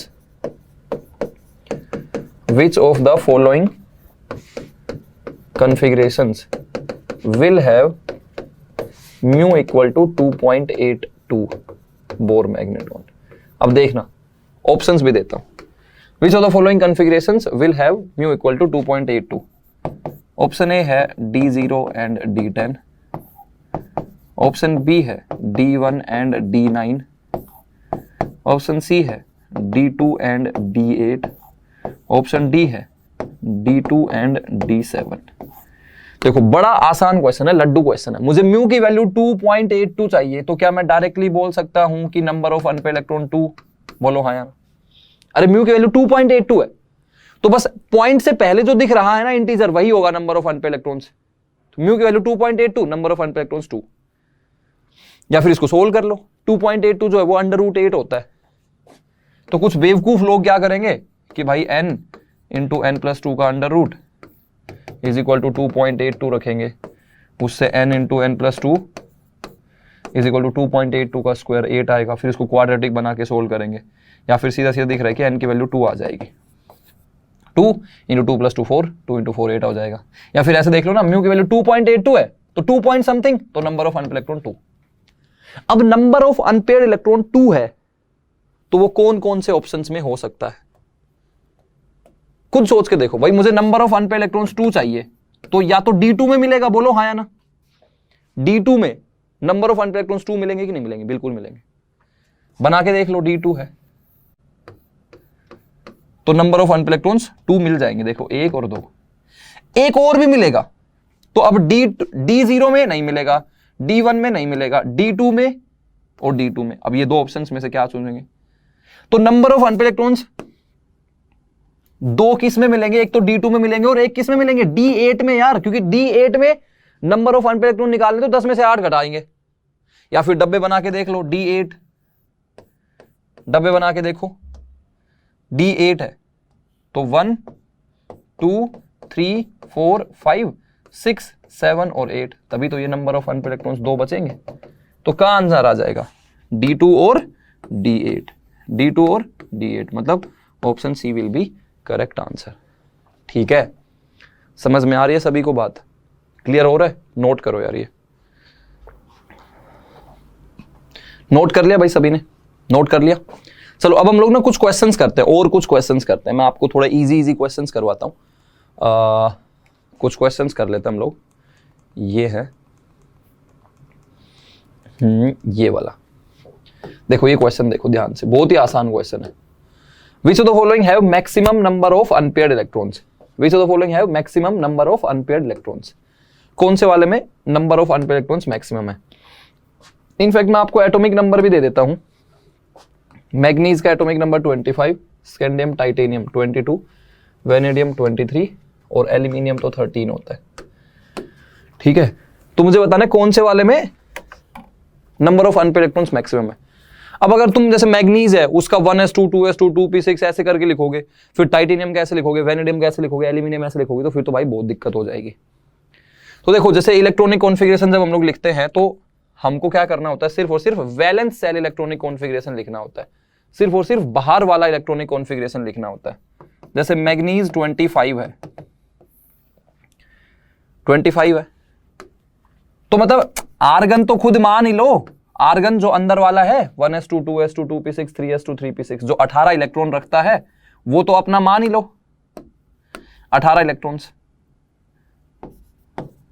4s2 3d5 बोलो हाँ या ना? देखो ना 25 है, 20 से कितना ज्यादा है? 5 ज्यादा है। 20 से कितना ज्यादा है? 5 ज्यादा है, तो 3d5 दिख रहा है। टाइटेनियम है 22, तो मैं बोलूंगा कि भाई आर्गन तो मान ही मान लो जिसका एटॉमिक नंबर 18 होता है, आर्गन तो मान ही मान लो। और फिर 4s2 3d2 बोलो, सही है क्या? 4s2 3d2 क्योंकि 22 है तो 3d2। वेनेडियम है 23, तो भाई आर्गन तो मान ही मान लो, और 4s2 3d3 देख लो, ये 18 और 2 20 और 3 23। एल्यूमिनियम की बात करेंगे तो एल्यूमिनियम का वैसे खुद भी बना सकते हो, 1s2 2s2 2p6 यहां तक 10 हो गए, और 3s2 3p1। अब देखो 3d5 है तो मेरे को अब डब्बे बनाने की जरूरत नहीं है, मतलब मैं आपको ये बता रहा हूं कि क्वेश्चन की स्पीड कैसे बढ़ानी है आपको। जैसे 3d5 है, जैसे 25 दिखा मुझे, तो 25 मतलब दिमाग में आना चाहिए हाँ भाई 3d5 है तो 5 अनपेयर्ड इलेक्ट्रॉन हो जाएंगे। बोलो क्लियर है क्या? D2 है तो नंबर ऑफ अनपेयर्ड इलेक्ट्रॉन 2 हो जाएंगे, D3 है तो नंबर ऑफ अनपेयर्ड इलेक्ट्रॉन 3 हो जाएंगे, और P1 है तो नंबर ऑफ अनपेयर्ड इलेक्ट्रॉन 1 आएगा इसमें, क्योंकि बाकी सारे अंदर वाले तो पेयर्ड होंगे। तो मेरे को क्वेश्चन में क्या पूछा है? Which of the following have maximum number of unpaired electrons, maximum number of unpaired electron, तो बोलो किस में आएगा? इसमें n की वैल्यू 5, इसमें n की वैल्यू 2, इसमें n की वैल्यू 3 और इसमें n की वैल्यू 1, तो maximum number of unpaired electron तो इसी में आएंगे, मतलब option A will be correct answer. बोलो हाँ या ना? Maximum number of unpaired electron तो ऑप्शन ए में आएंगे। जैसे मान लो मेरे को बोलते हैं कि भाई चलो maximum number of unpaired electron तो तुमने बता दिया, maximum number of unpaired electron, तब क्या आंसर आ गया? Maximum number of unpaired electrons, तब क्या आंसर आ गया? आंसर ए आ गया, मैग्नीज। अच्छा, हमसे क्वेश्चन में मान लो ऐसा पूछ लेते कि भाई which of the following have highest magnetic movement, तब भी यही आंसर आता, क्योंकि हाईएस्ट मैग्नेटिक मूवमेंट के लिए number of unpaired electrons maximum होने चाहिए, हाईएस्ट होने चाहिए, क्योंकि म्यू की वैल्यू एन पे डिपेंड करती है, तो उस केस में भी आंसर यही आ जाता। मान लो क्वेश्चन में ऐसा पूछ लेते कि minimum number of unpaired electrons, minimum number of unpaired electrons, तो फिर उस केस में आंसर क्या आ जाता बोलो? तो उस केस में हम लोगों को किस पे टिक करना पड़ता? एल्यूमिनियम पे टिक करना पड़ता, क्योंकि एक ही अनपेयर्ड इलेक्ट्रॉन है, इसमें नंबर ऑफ अनपेयर्ड इलेक्ट्रॉन 5, इसमें नंबर ऑफ अनपेयर्ड इलेक्ट्रॉन 1, 3 नहीं है भाई, एक ही है इसमें, है ना? 3s2 में पेयरिंग हो गई है, 3s2 3p1, अच्छा एक अनपेयर्ड इलेक्ट्रॉन। और जैसे मान लो क्वेश्चन में पूछ लेता कि भाई ऑर्डर ऑफ पैरामैग्नेटिज्म, ऐसा कुछ दे देते, ऑर्डर ऑफ पैरामैग्नेटिज्म, इसका मतलब यही है कि order of unpaired electrons. Paramagnetism किसकी वजह से होता है? अनपेयर्ड इलेक्ट्रॉन्स की वजह से होता है, तो ऑर्डर ऑफ पैरामैग्नेटिज्म का मतलब यही है कि ऑर्डर ऑफ अनपेयर्ड इलेक्ट्रॉन्स बता दो भाई, ऑर्डर ऑफ अनपेयर्ड इलेक्ट्रॉन्स बता दो। तो अनपेयर्ड इलेक्ट्रॉन सबसे ज्यादा इसमें है, तो मैग्नीज में सबसे ज्यादा हो गए। फिर बोलो फिर इसमें है, तो वेनेडियम में हो गए, फिर इसमें है तो टाइटेनियम में हो गए, और सबसे लास्ट में एल्यूमिनियम में तो एल्यूमिनियम में हो गए। यही तो आएगा ऑर्डर ऑफ पैरामैग्नेटिज्म, या फिर एक तरह से order of number of unpaired electron. तो इसमें हाईएस्ट हो गए, इसमें लोवेस्ट हो गए, ऑर्डर ये आ गया। क्लियर है? तो बस अब जब अगर मान लो आपको कॉन्सेप्ट क्लियर है ना, तो फिर आप कोई भी क्वेश्चन कर लोगे, हाईएस्ट क्या होगा, लोवेस्ट क्या होगा, ऑर्डर क्या होगा, है ना, सेकंड हाईएस्ट क्या होगा, सेकंड लोवेस्ट क्या होगा, वो सारी चीजें फिर कर लोगे तुम। एक बार जब कॉन्सेप्ट समझ में आ गया ना, एक बार जब कॉन्सेप्ट समझ में आ गया तो फिर बाकी सारी चीजें तो अपने आप आसान हो जाएंगी। क्लियर है? अंडरस्टूड? अगला क्वेश्चन करें, अगला क्वेश्चन करें। ठीक है भाई, अगला क्वेश्चन करते हैं, ये वाला करते हैं, ये वाला। Which of the following electronic configuration is correct for copper? बहुत आसान क्वेश्चन है यार, तो सीधा सीधा इलेक्ट्रॉनिक कॉन्फ़िगरेशन पे ही पूछ लिया, सीधा सीधा इलेक्ट्रॉनिक कॉन्फ़िगरेशन पे ही पूछ लिया है। क्या होगा बोलो? Which of the following is correct for electronic configuration of copper? Copper कहां कहां पर एक्सेप्शन था बताना भाई। जहां पर एक्सेप्शन है क्वेश्चन चांसेस है कि वहीं पर पूछे। तो 24 और 29 में एक्सेप्शन था और इन्होंने 29 का ही पूछ लिया है। तो जैसे कॉपर है 29, वैसे तो आपने सोच लिया होगा कि आंसर क्या होगा। 29 है तो तुम बोलोगे 3D9 आएगा, मतलब तुम बोलोगे भाई आर्गन तो रहेगा ही रहेगा, है ना, आर्गन तो रहेगा ही रहेगा, और 4s2 3D9, क्योंकि 29 3D9। बट ये नहीं होता, ये नहीं होता। तो क्या होता है, 4s का एक इलेक्ट्रॉन जंप करके 3D में चला जाता है, तो ये बन जाएगा आर्गन 4s1 3D10। ऐसा क्यों किया बताना? क्योंकि 3D10 क्या है, फुल फिल्ड है। 3D10 क्या है बोलो, फुल फिल्ड। और फुल फिल्ड कॉन्फ़िगरेशन क्या होता है, एक्स्ट्रा स्टेबल होता है, तो एक्स्ट्रा स्टेबल। तो मतलब D10 आएगा, ठीक है, D10। तो 4s1 3D10, 4s1 3D10, ये वाला 4s1 3D9 ये गलत हो जाएगा, 4s2 3D9 गलत हो जाएगा, 4s1 3D10। मतलब कुछ लोगों को ना जनरली यही बात याद होती है, 4s1 3D10, 4s1 3D10, अंदर वाला ना भूल जाता है। ये आर्गन है भाई, क्योंकि आर्गन का एटॉमिक नंबर 18 होता है। इन्होंने ना यहां पर क्रिप्टोन लिख दिया यार, क्रिप्टोन का खुद का ही एटॉमिक नंबर 36 है। और मतलब तुम बोल रहे हो कि क्रिप्टोन तो 36 है ही है और साथ में 11 इलेक्ट्रॉन्स और है, तो 29 में 11 ऐड करेंगे तो 40 इलेक्ट्रॉन्स बन जाएंगे यार। मतलब ये 36 है, यहां पर 36 में 11 और ऐड कर दो, 47 हो जाएगा। क्या हो जाएगा, 47। वो तो नहीं है क्योंकि कॉपर में तो 29 इलेक्ट्रॉन्स हैं। तो देखो 18 ये हो गए आर्गन में, 10 हो गए 3D10, 4s1, 18 और 10 28 और 1 29, तभी तो कॉपर में 29 इलेक्ट्रॉन्स होंगे। समझ में आए? तो कंफ्यूजन में नहीं रहना है, ये आर्गन होगा, क्रिप्टोन नहीं होगा। ठीक है जी, चलो अगला क्वेश्चन करते हैं। कॉपर वाला समझ में आ गया। क्रोमियम का क्या होता है, दो जगह पर एक्सेप्शन बताया था, क्रोमियम और कॉपर। ठीक है, क्रोमियम 24, कॉपर 29। क्रोमियम का 4s2 3D4 होना चाहिए था, लेकिन 4s1 3D5। कॉपर का 4s2 3D9 होना चाहिए था। क्या हो जाएगा बोलो, 4s1 3D10। क्या होगा, 4s1 3D10, 4s1 3D10। ठीक है, अच्छा अगला क्वेश्चन करते हैं। ये वाला क्वेश्चन कर लो फिर, ये तो कर ही लोगे, अरे ये तो कर ही लोगे। Which of the following is correct for iron? Iron जिसका एटॉमिक नंबर 26 है, आयरन जिसका एटॉमिक नंबर क्या है, 26 है। तो अगर आयरन का एटॉमिक नंबर 26 है तो 3D6 आएगा। मानते हो ये बात? तो भाई 24 और 29 में तो एक्सेप्शन था, बाकी तो आयरन का एटॉमिक नंबर 26 है तो 3D6। तो इसमें 3D6, इसमें 3D7, मतलब ये तो नहीं हो सकता। इसमें 3D6 और इसमें भी 3D6। अब बोलो भाई, अब बोलो तो क्या होगा। देखो आयरन का एटॉमिक नंबर 26 है, तो लास्ट इलेक्ट्रॉनिक कॉन्फ़िगरेशन जो आएगा वो 4s2 3D6 आएगा। तो अब इसमें बोला है कि 4s1 3D6, मतलब ये भी नहीं आ सकता और बी भी नहीं आ सकता। अब सी और डी में से क्या करें? तो फिर से वही आर्गन वाला और क्रिप्टोन वाला फंडा फंस गया। इसका एटॉमिक नंबर 18 है और इसका 36 है। भाई आयरन में टोटल इलेक्ट्रॉन से 26 है, तो ये आर्गन को रखेगा ना यार, जिसका एटॉमिक नंबर 18 है। तो ये 18 और 8 26 इलेक्ट्रॉन्स हो जाएंगे। तो ऑप्शन क्या आएगा? Option C will be correct answer. D नहीं आएगा भाई, क्या आएगा? C will be correct answer. ठीक है, आयरन वाली बात समझ में आ गई। अच्छा जी, अभी और भी मैं आपको एग्जांपल्स करवाऊंगा। जैसे ये एक इलेक्ट्रॉन, एक क्वेश्चन करते हैं, how many electrons in an atom can have n is equal to 3 l is equal to 2। How many electrons in an atom have n is equal to 3 l is equal to 2। एक simple सी चीज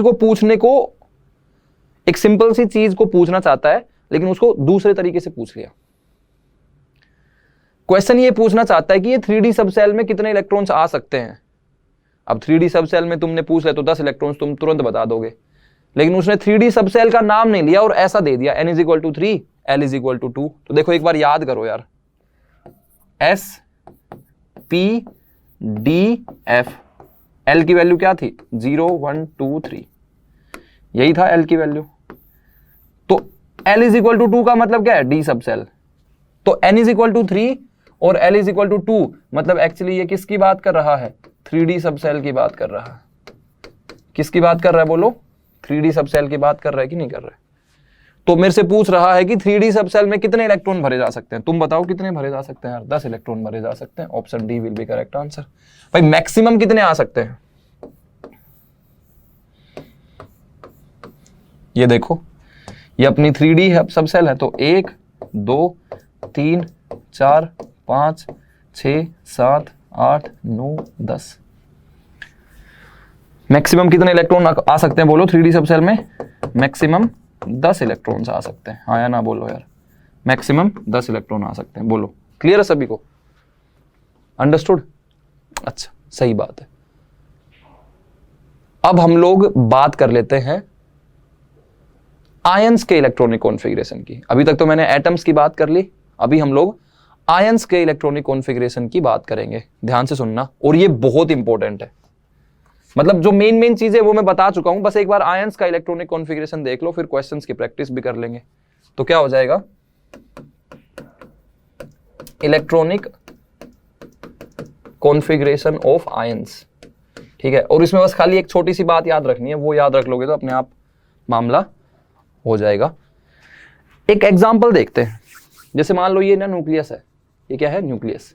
ठीक है, ये n is equal to 1, ये n is equal to 2, ये n is equal to 3, ये n is equal to 4। ऐसा ही होगा भाई एटम तो।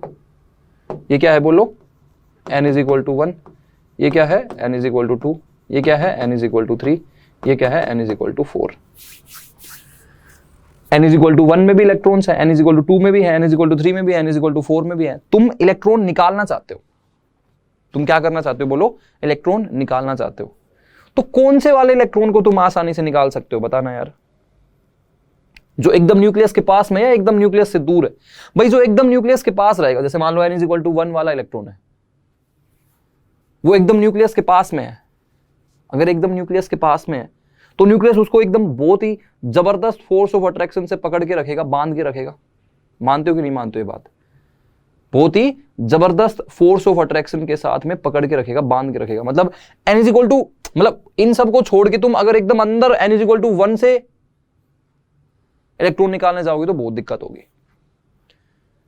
इंस्टेड ऑफ दैट तुम n इज इक्वल टू 4 से इलेक्ट्रॉन निकालो, यहां पर है उसको बाहर की बाहर से, यहां पर एनर्जी दी, बाहर की बाहर से निकाल लिया। n इज इक्वल टू 3 से निकालोगे थोड़ा और मुश्किल होगा, n इज इक्वल टू 2 से निकालोगे बहुत ज्यादा मुश्किल रहेगा, n इज इक्वल टू 1 से निकालोगे एकदम ही मुश्किल रहेगा।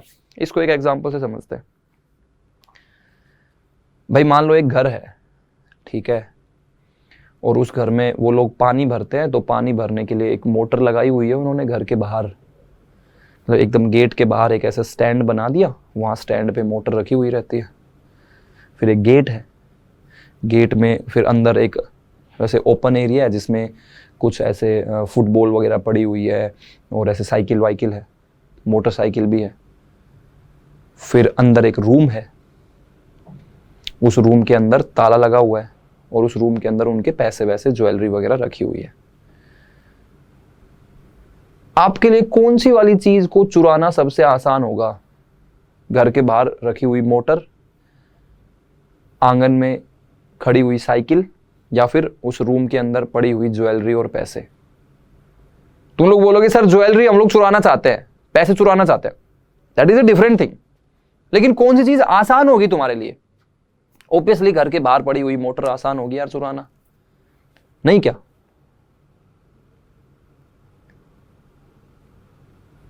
क्योंकि वो एकदम बाहर पड़ी हुई है,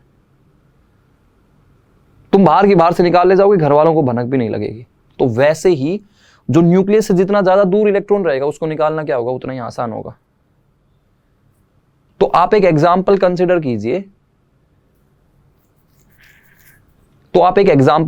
कीजिए, जिसमें एक घर है, उसमें घर के बाहर एक मोटर रखी हुई है, पानी की मोटर पानी भरने के लिए मोटर रखी हुई है।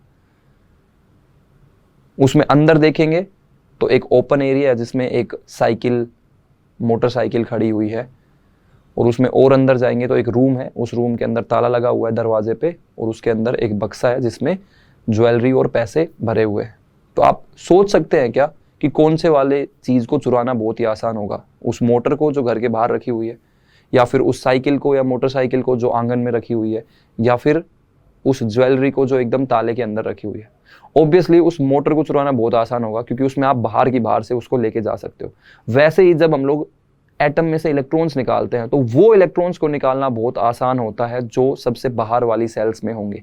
तो इलेक्ट्रॉन्स जो हैं वो एटम से रिमूव करते हैं as per the n value, जिसका एन वैल्यू सबसे ज्यादा होगा उसको हम लोग सबसे पहले निकालेंगे। ठीक है भाई, ठीक है, क्लियर हो गया? ठीक है भाई, क्लियर हो गया क्या? बोलो। तो आप खुद बताओ कि एक n=4 में इलेक्ट्रॉन है, एक n=3 में इलेक्ट्रॉन है, कौन से वाले को निकालेंगे? पहले n=4 को निकालेंगे। तो यहां पर मैं एक छोटा सा रूल लिख देता हूं आयंस का इलेक्ट्रॉनिक कॉन्फ़िगरेशन बनाने के लिए, और स्पेसिफिकली बात करूं तो कैटायंस की, जिसमें पॉजिटिव चार्ज रहता है। तो पॉजिटिव चार्ज है तो इलेक्ट्रॉन्स निकालना पड़ेगा, और इलेक्ट्रॉन निकालते टाइम हम लोग n को फॉलो करते हैं, मतलब जिसका n ज्यादा उसको पहले निकालेंगे। तो यहां पर ना एक छोटी सी बात है जो शायद आपके दिमाग में फिट हो जाएगी।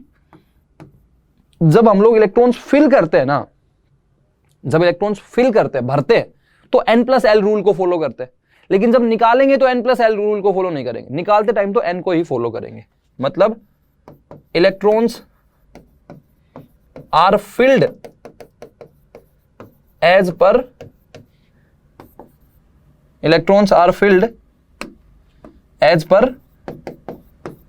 n+l rule, but electrons are removed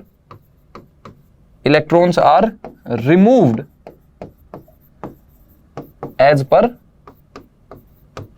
n value. जब हम लोग इलेक्ट्रॉन भरते हैं तो n+l रूल के अकॉर्डिंग भरते हैं, लेकिन जब निकालेंगे तो n के अकॉर्डिंग निकालेंगे। तो अब आप मेरे को बताओ, n=3 के अंदर एक 3d सबसेल है और n=4 के अंदर 4s सबसेल है, तो पहले कौन से इलेक्ट्रॉन निकालेंगे? 4s वाले या 3d वाले? 4s वाले पहले निकालेंगे, बस।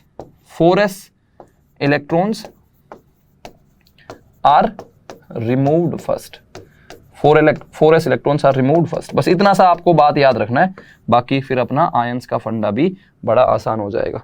जब इलेक्ट्रॉन्स को निकालना है तो 4s वाले इलेक्ट्रॉन्स को पहले निकालेंगे। ठीक है, अब जैसे क्वेश्चन कर लेते हैं या फिर एग्जांपल देखते हैं। भाई आयरन है, 26 इलेक्ट्रॉनिक कॉन्फ़िगरेशन है, मैं लिख दूंगा आर्गन, और 26 है तो 4s2 3d6। अब मान लो मेरे को Fe2+ देखना है, या Fe3+ देखना है, या Fe+ देखना है, चलो छोड़ो, एक इलेक्ट्रॉन निकालना है मुझे। ठीक है, अब एक इलेक्ट्रॉन निकालना तो जनरली क्या करते हैं लोग, 3d में से निकाल देते हैं, जबकि पहले इलेक्ट्रॉन जो निकालोगे वो 4s में से निकालोगे। तो अब मेरी आदत ऐसी है कि मैं 4s2 3d6 लिखता हूं, लेकिन कुछ लोग इसको ऐसा भी मान सकते हैं कि हाँ भाई आर्गन और 3d6 4s2, उस हिसाब से 4s में से इलेक्ट्रॉन निकालेंगे। तो अगर Fe+ है, मतलब एक इलेक्ट्रॉन निकालना है ना, तो एक इलेक्ट्रॉन निकालेंगे तो क्या हो जाएगा बोलो? आर्गन तो ऐसा ही रहेगा, 4s में से एक इलेक्ट्रॉन निकालेंगे तो 3d6 4s1। समझ में आई बात? मान लो Fe2+ देखना है मुझे, Fe2+, ऐसा लिख लो, Fe2+, फेरस आयंस, इनको क्या बुलाते हैं बोलो? Ferrous ions, Fe2+। तो 2 इलेक्ट्रॉन निकालने, अभी एक तो मैं निकाल चुका था 4s में से, अब एक और निकालना है तो वो भी 4s में से निकाल दो, तो क्या हो जाएगा? Argon 3d6 4s0। अब मान लो मेरे को Fe3+ देखना है, Fe3+ which are known as, ये फेरस थे और ये फेरिक होंगे। Fe3+ मतलब फेरिक आयंस, Fe3+ मतलब फेरिक आयन। मतलब मेरे को टोटल 3 इलेक्ट्रॉन्स निकालने हैं, तो 2 इलेक्ट्रॉन तो मैंने 4s में से निकाल ली। अब तीसरा इलेक्ट्रॉन कहां से निकालूं, 4s में तो है ही नहीं, तो फिर अंदर जाओ तो 3d में से निकाल लेंगे। तो क्या हो जाएगा बोलो, आर्गन 3d5 4s0। समझ में आ रही है बात? एक और निकालना होगा तो 3d4 हो जाएगा, एक और निकालना होगा तो 3d3 हो जाएगा, एक और निकालना होगा 3d2 हो जाएगा। ऐसे हमको इलेक्ट्रॉनिक कॉन्फ़िगरेशन लिखना है। क्लियर हुई क्या बात? तो यहां पर अगर मैं लिखता हूं कि Fe26 है तो 4s2 3d6। अगर Fe2+ लिखेंगे मतलब 2 इलेक्ट्रॉन निकालने हैं, तो किस में से निकालोगे, 3d में से गलती से भी मत निकाल देना। पहले किस में से निकालना है, 4s में से निकालना है। तो 4s0 3d6। एक और इलेक्ट्रॉन निकालना है तो 4s0 3d5। समझ में आ रही है बात? अच्छा एक बात बताओ, 3d6 है तो नंबर ऑफ अनपेयर्ड इलेक्ट्रॉन 6 होंगे क्या? नहीं, 4 होंगे। 10 में से 6 घटा दिए, नंबर ऑफ अनपेयर्ड इलेक्ट्रॉन्स 4। इधर 3d6 है, इसमें भी नंबर ऑफ अनपेयर्ड इलेक्ट्रॉन्स 4 ही होंगे, क्योंकि इसमें 4s में से निकाल ली ना दोनों। इसमें बोलो 3d5 है तो नंबर ऑफ अनपेयर्ड इलेक्ट्रॉन्स 5 होंगे। तो क्या मैं नंबर ऑफ अनपेयर्ड इलेक्ट्रॉन्स का order, number of unpaired electrons का ऑर्डर ये लिख सकता हूं Fe3+ में सबसे ज्यादा, क्योंकि उसमें नंबर ऑफ अनपेयर्ड इलेक्ट्रॉन्स 5 होंगे। डब्बे बना के देख लो, Fe3+ में सबसे ज्यादा और Fe और Fe2+ में बराबर। Fe3+ में सबसे ज्यादा, Fe और Fe2+ में बराबर। ठीक है, समझ में आ गई बात? क्लियर है? आयंस का इलेक्ट्रॉनिक कॉन्फ़िगरेशन बना सकते हो। एग्जांपल ले लेते हैं और निकेल का ले लेते हैं। मेरा फेवरेट एग्जांपल है निकेल 28। निकेल 28 है, 28 है तो बोलो क्या होगा, 28 है तो क्या होगा 3d8।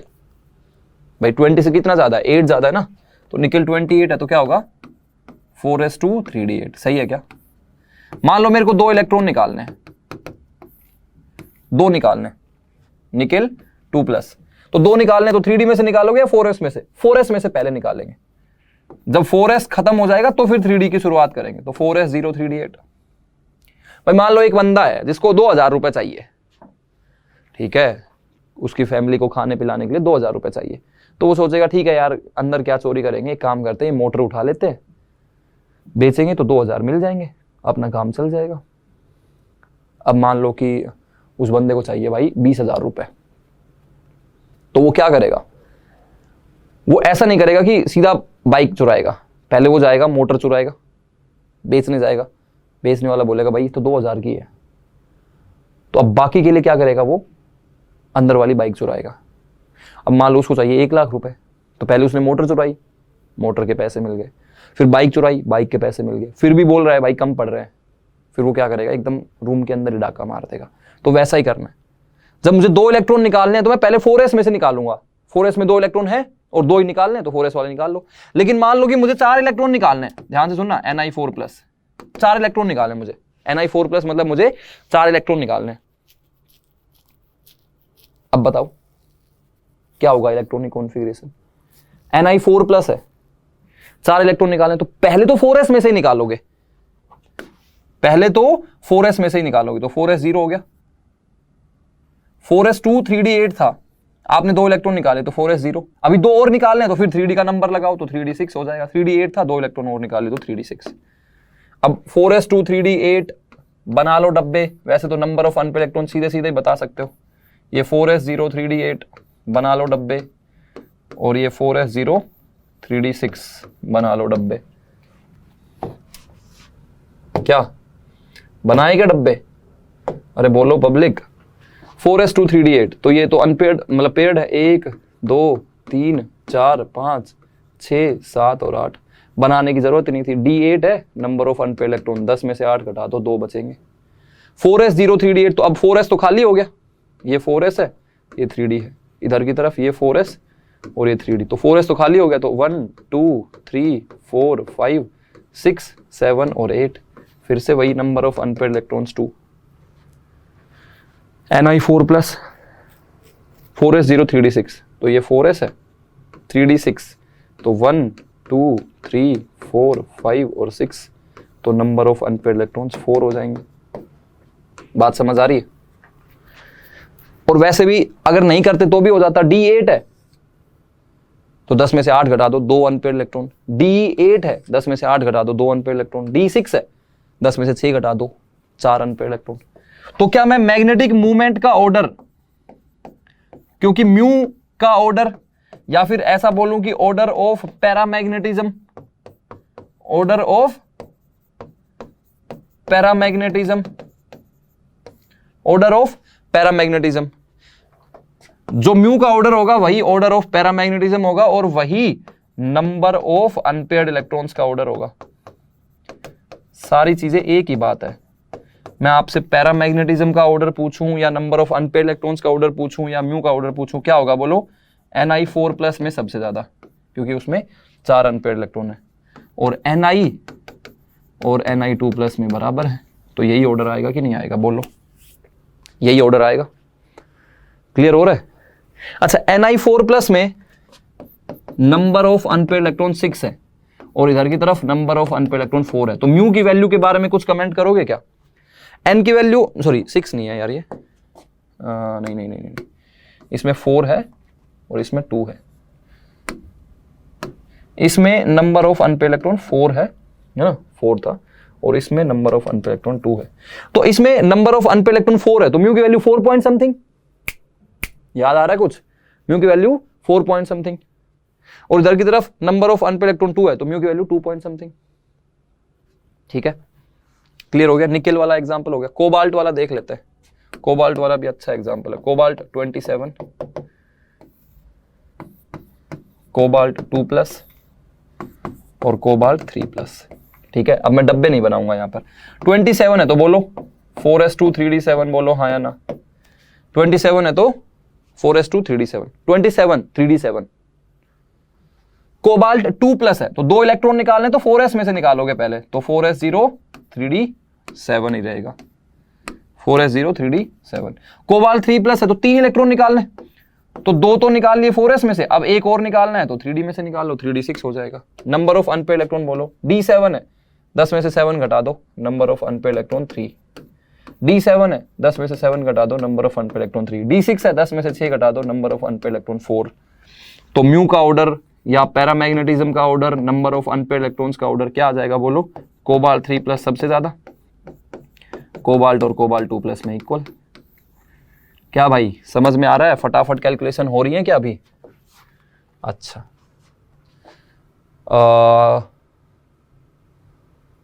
क्रोमियम का और कर लेते हैं। Chromium 24, chromium plus, chromium 3 plus, है ना। क्रोमियम और कॉपर वाले में थोड़ी सावधानी बरतना, क्योंकि उसमें इलेक्ट्रॉनिक कॉन्फ़िगरेशन थोड़ा अलग होता है। क्रोमियम 24 है तो 4s2 3d4 होना चाहिए था, लेकिन क्या होगा? 4s1 3d5, 4s1 3d5। अब D5 में तुम बोलोगे नंबर ऑफ अनपेयर्ड इलेक्ट्रॉन 5, सही बात है, D5 में नंबर ऑफ अनपेयर्ड इलेक्ट्रॉन 5 है, लेकिन 4s वाला भी तो सिंगल है भाई। देखो 4s और 3d, तो 3d में तो 5 ही होंगे, कोई दिक्कत नहीं थी। 1 2 3 4 5, लेकिन 4s में भी तो 1 है, तो 4s1 3d5 में नंबर ऑफ अनपेयर्ड इलेक्ट्रॉन 5 नहीं भाई, नंबर ऑफ अनपेयर्ड इलेक्ट्रॉन 6 होंगे। इसलिए इसको थोड़ा सावधानी से करना है। जनरली क्या करेंगे? क्रोमियम है, अच्छा एक्सेप्शन था, हाँ 4s2 3d4 की जगह पे 4s1 3d5, d5 number of unpaired electron 5 नहीं 6 है, क्योंकि 4s वाला भी तो अब अनपेयर्ड हो गया। क्रोमियम प्लस है तो ये 4s0 3d5, 4s का पहले निकालोगे, तो 4s अब अपना खाली हो गया, और 3d5 है तो बस अब इसमें 5 अनपेयर्ड इलेक्ट्रॉन बचेंगे। ये 4s वाला खाली हो गया और 3d वाले 5 अनपेयर्ड इलेक्ट्रॉन, तो 1 2 3 4 5, number of unpaired electron 5। Chromium 3 plus का बोलो इलेक्ट्रॉनिक कॉन्फ़िगरेशन। क्रोमियम 3 प्लस तो 3 अनपेयर्ड इलेक्ट्रॉन निकालने, 3 अनपेयर्ड इलेक्ट्रॉन निकालने हैं, तो मतलब 3 इलेक्ट्रॉन्स निकालने, तो 4s में से 1 निकाल लिया तो 4s0। अब 3d में से कितने निकालोगे? 2 निकाल दोगे तो 3d3 हो जाएगी, मतलब ये 4s और ये 3d, तो 4s 0 हो गया, 3d 3 हो गया, 3 अनपेयर्ड इलेक्ट्रॉन होंगे। तो म्यू का ऑर्डर क्या आएगा बोलो? क्रोमियम में ही सबसे ज्यादा आ जाएगा क्या, क्योंकि क्रोमियम में नंबर ऑफ अनपेड इलेक्ट्रॉन 6 है। फिर क्रोमियम प्लस और क्रोमियम 3+ में सबसे कम। क्या भाई समझ में आ रहा है? समझ में आ रहा है क्या सभी को? क्लियर है? क्रोमियम का हो गया। कॉपर का और बता देता हूं, जिंक का भी देख लेंगे।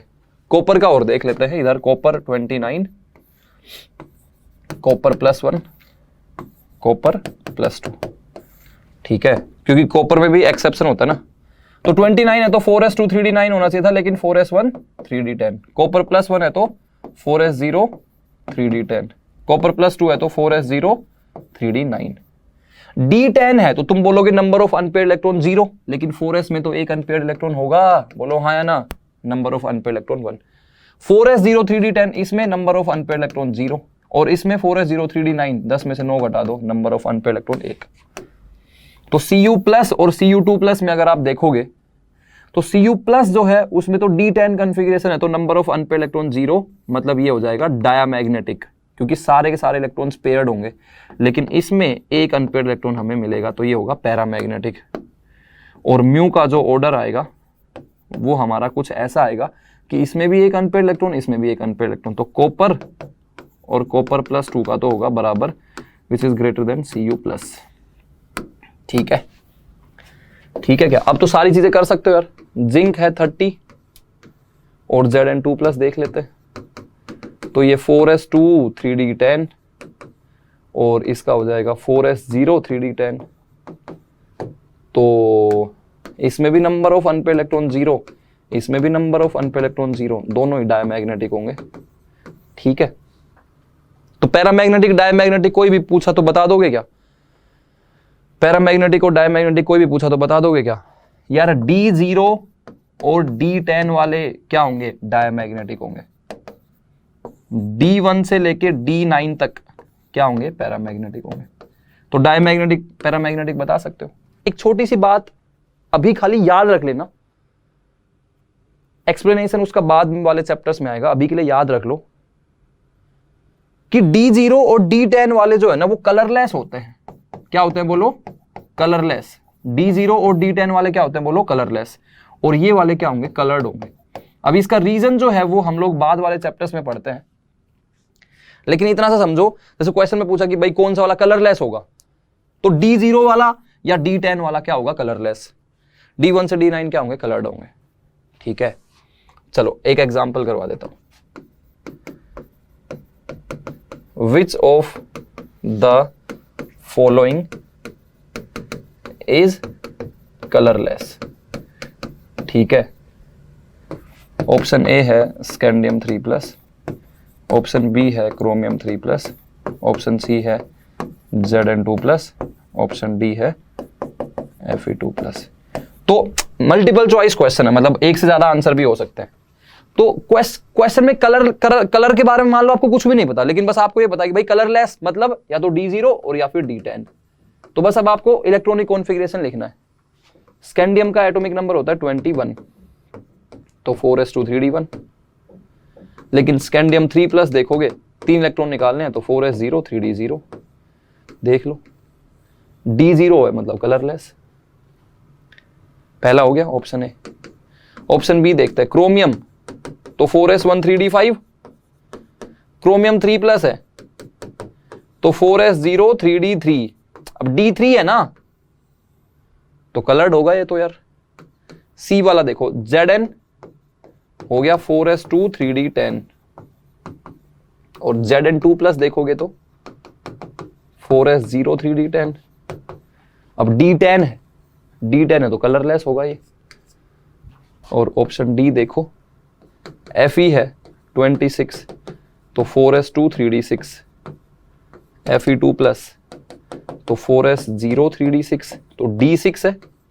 D1 से लेकर D9 तक तो कलर्ड होते हैं, तो कलरलेस वाले मतलब D0 और D10 वाले पहचानने होते हैं। As simple as that. ठीक है, as simple as that. D0 और D10 वाले क्या होंगे? कलरलेस होंगे, बाकी कलर्ड होंगे। ठीक है, एक क्वेश्चन और देख लेते हैं। Explain why Cu+ salts are colorless but Cu2+ are blue coloured. Copper के ही जहां पर कॉपर पे चार्ज +1 होगा ना, वो तो कलरलेस होता है, कोई कलर नहीं होता उनका, नमक जैसे होता है। लेकिन Cu2+ वाले ब्लू कलर के होंगे। तो कॉपर का एटॉमिक नंबर देखो 29 है, इलेक्ट्रॉनिक कॉन्फ़िगरेशन 4s1 3d10। अगर Cu+ बात करोगे तो 4s0 3d10 है, और d10 वाले क्या होते हैं? कलरलेस होते हैं। d10 वाले क्या होते हैं बोलो? कलरलेस होते हैं।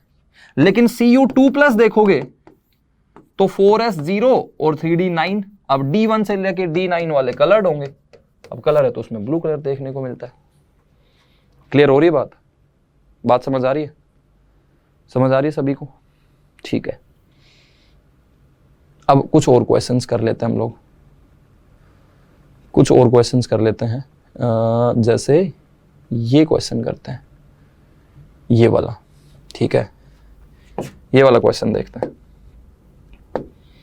If an ion of manganese has magnetic moment is equal to 3.873 Bohr magneton. सीधा सीधा बोलेंगे नंबर ऑफ अनपेयर्ड इलेक्ट्रॉन कितने हैं? 3। क्या भाई? म्यू की वैल्यू 3.873 है। पॉइंट के बाद क्या है देखो ही मत, पॉइंट के बाद क्या है देखो ही मत। 3.873 है तो 3 पॉइंट समथिंग है, तो नंबर ऑफ अनपेयर्ड इलेक्ट्रॉन 3। अब मैग्नीज का एटॉमिक नंबर जो है वो होता है 4s2 3d5। क्या होता है बोलो? 4s2 3d5। क्या होता है बोलो? 4s2 3d5। 4s2 3d5 सही है। ये 4s और ये 3d। 4s2 3d5। अब मैं चाहता हूं इसमें 3 अनपेयर्ड इलेक्ट्रॉन बचे, तो 3 अनपेयर्ड इलेक्ट्रॉन बचेंगे तो मुझे ये 2 अनपेयर्ड इलेक्ट्रॉन निकालने पड़ेंगे। लेकिन मैं 3d वाले इलेक्ट्रॉन्स निकाल ही नहीं सकता हूं। पहले कौन से निकालने पड़ेंगे? 4s वाले। तो मुझे पहले 4s वाले निकालने पड़ेंगे, तभी तो 3d वाले निकाल पाओगे। तो बताओ कितने इलेक्ट्रॉन निकालूं टोटल? 4 इलेक्ट्रॉन निकालूंगा। 2 तो इसके निकाल लूं और 2 यहां से निकालूं, तभी तो 3 अनपेयर्ड इलेक्ट्रॉन बचेंगे। मतलब मैं अगर Mn4+ का कॉन्फ़िगरेशन लिखता हूं तो मेरे को 4 अनपेयर्ड मतलब 4 इलेक्ट्रॉन निकालने हैं। तो 4s में से निकाल लिए और 3d में से निकाल लिए 2, तो 4s0 3d3 बन जाएगा। 4s अपना खाली और 3d3।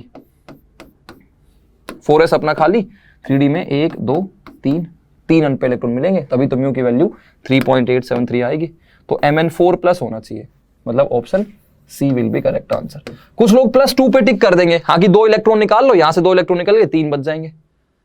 लेकिन मुझे पहले 4s वाले भी तो निकालने पड़ेंगे, तो आंसर क्या आएगा? Mn4+। क्लियर है? ये वाला क्वेश्चन करो, ये होमवर्क में रहेगा आपके। ये वाला क्वेश्चन होमवर्क में है, आपको क्वेश्चन ये होमवर्क में करना है। Which of the following have lowest magnetic moment? कौन से वाले का मैग्नेटिक मोमेंट लोवेस्ट है? लोवेस्ट मैग्नेटिक मोमेंट मतलब number of unpaired electrons minimum देखने। तो वेरी इजी क्वेश्चन, सीधा सीधा प्रैक्टिस के लिए क्वेश्चन है।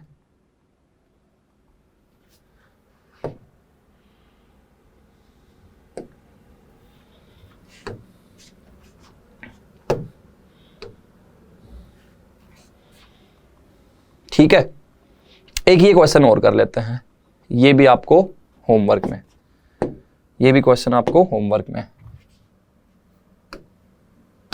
ठीक है, ये क्वेश्चन भी होमवर्क में है। ठीक है, कौन से वाले में सेम इलेक्ट्रॉनिक कॉन्फ़िगरेशन आएगा? ठीक है, आपको चेक करना है कि कौन से वाले में सेम इलेक्ट्रॉनिक कॉन्फ़िगरेशन आएगा। ठीक है, तो आई होप कि दोस्तों आपको ये लेक्चर जो है वो यूजफुल लगा होगा। 21 से 30 तक वाला जो इलेक्ट्रॉनिक कॉन्फ़िगरेशन है वो बहुत इंपॉर्टेंट होता है, उस पर बहुत ज़्यादा बार क्वेश्चन पूछे जाते हैं, तो इनकी ढंग से हमको प्रैक्टिस करनी है। मिलते हैं दोस्तों फिर नेक्स्ट लेक्चर में।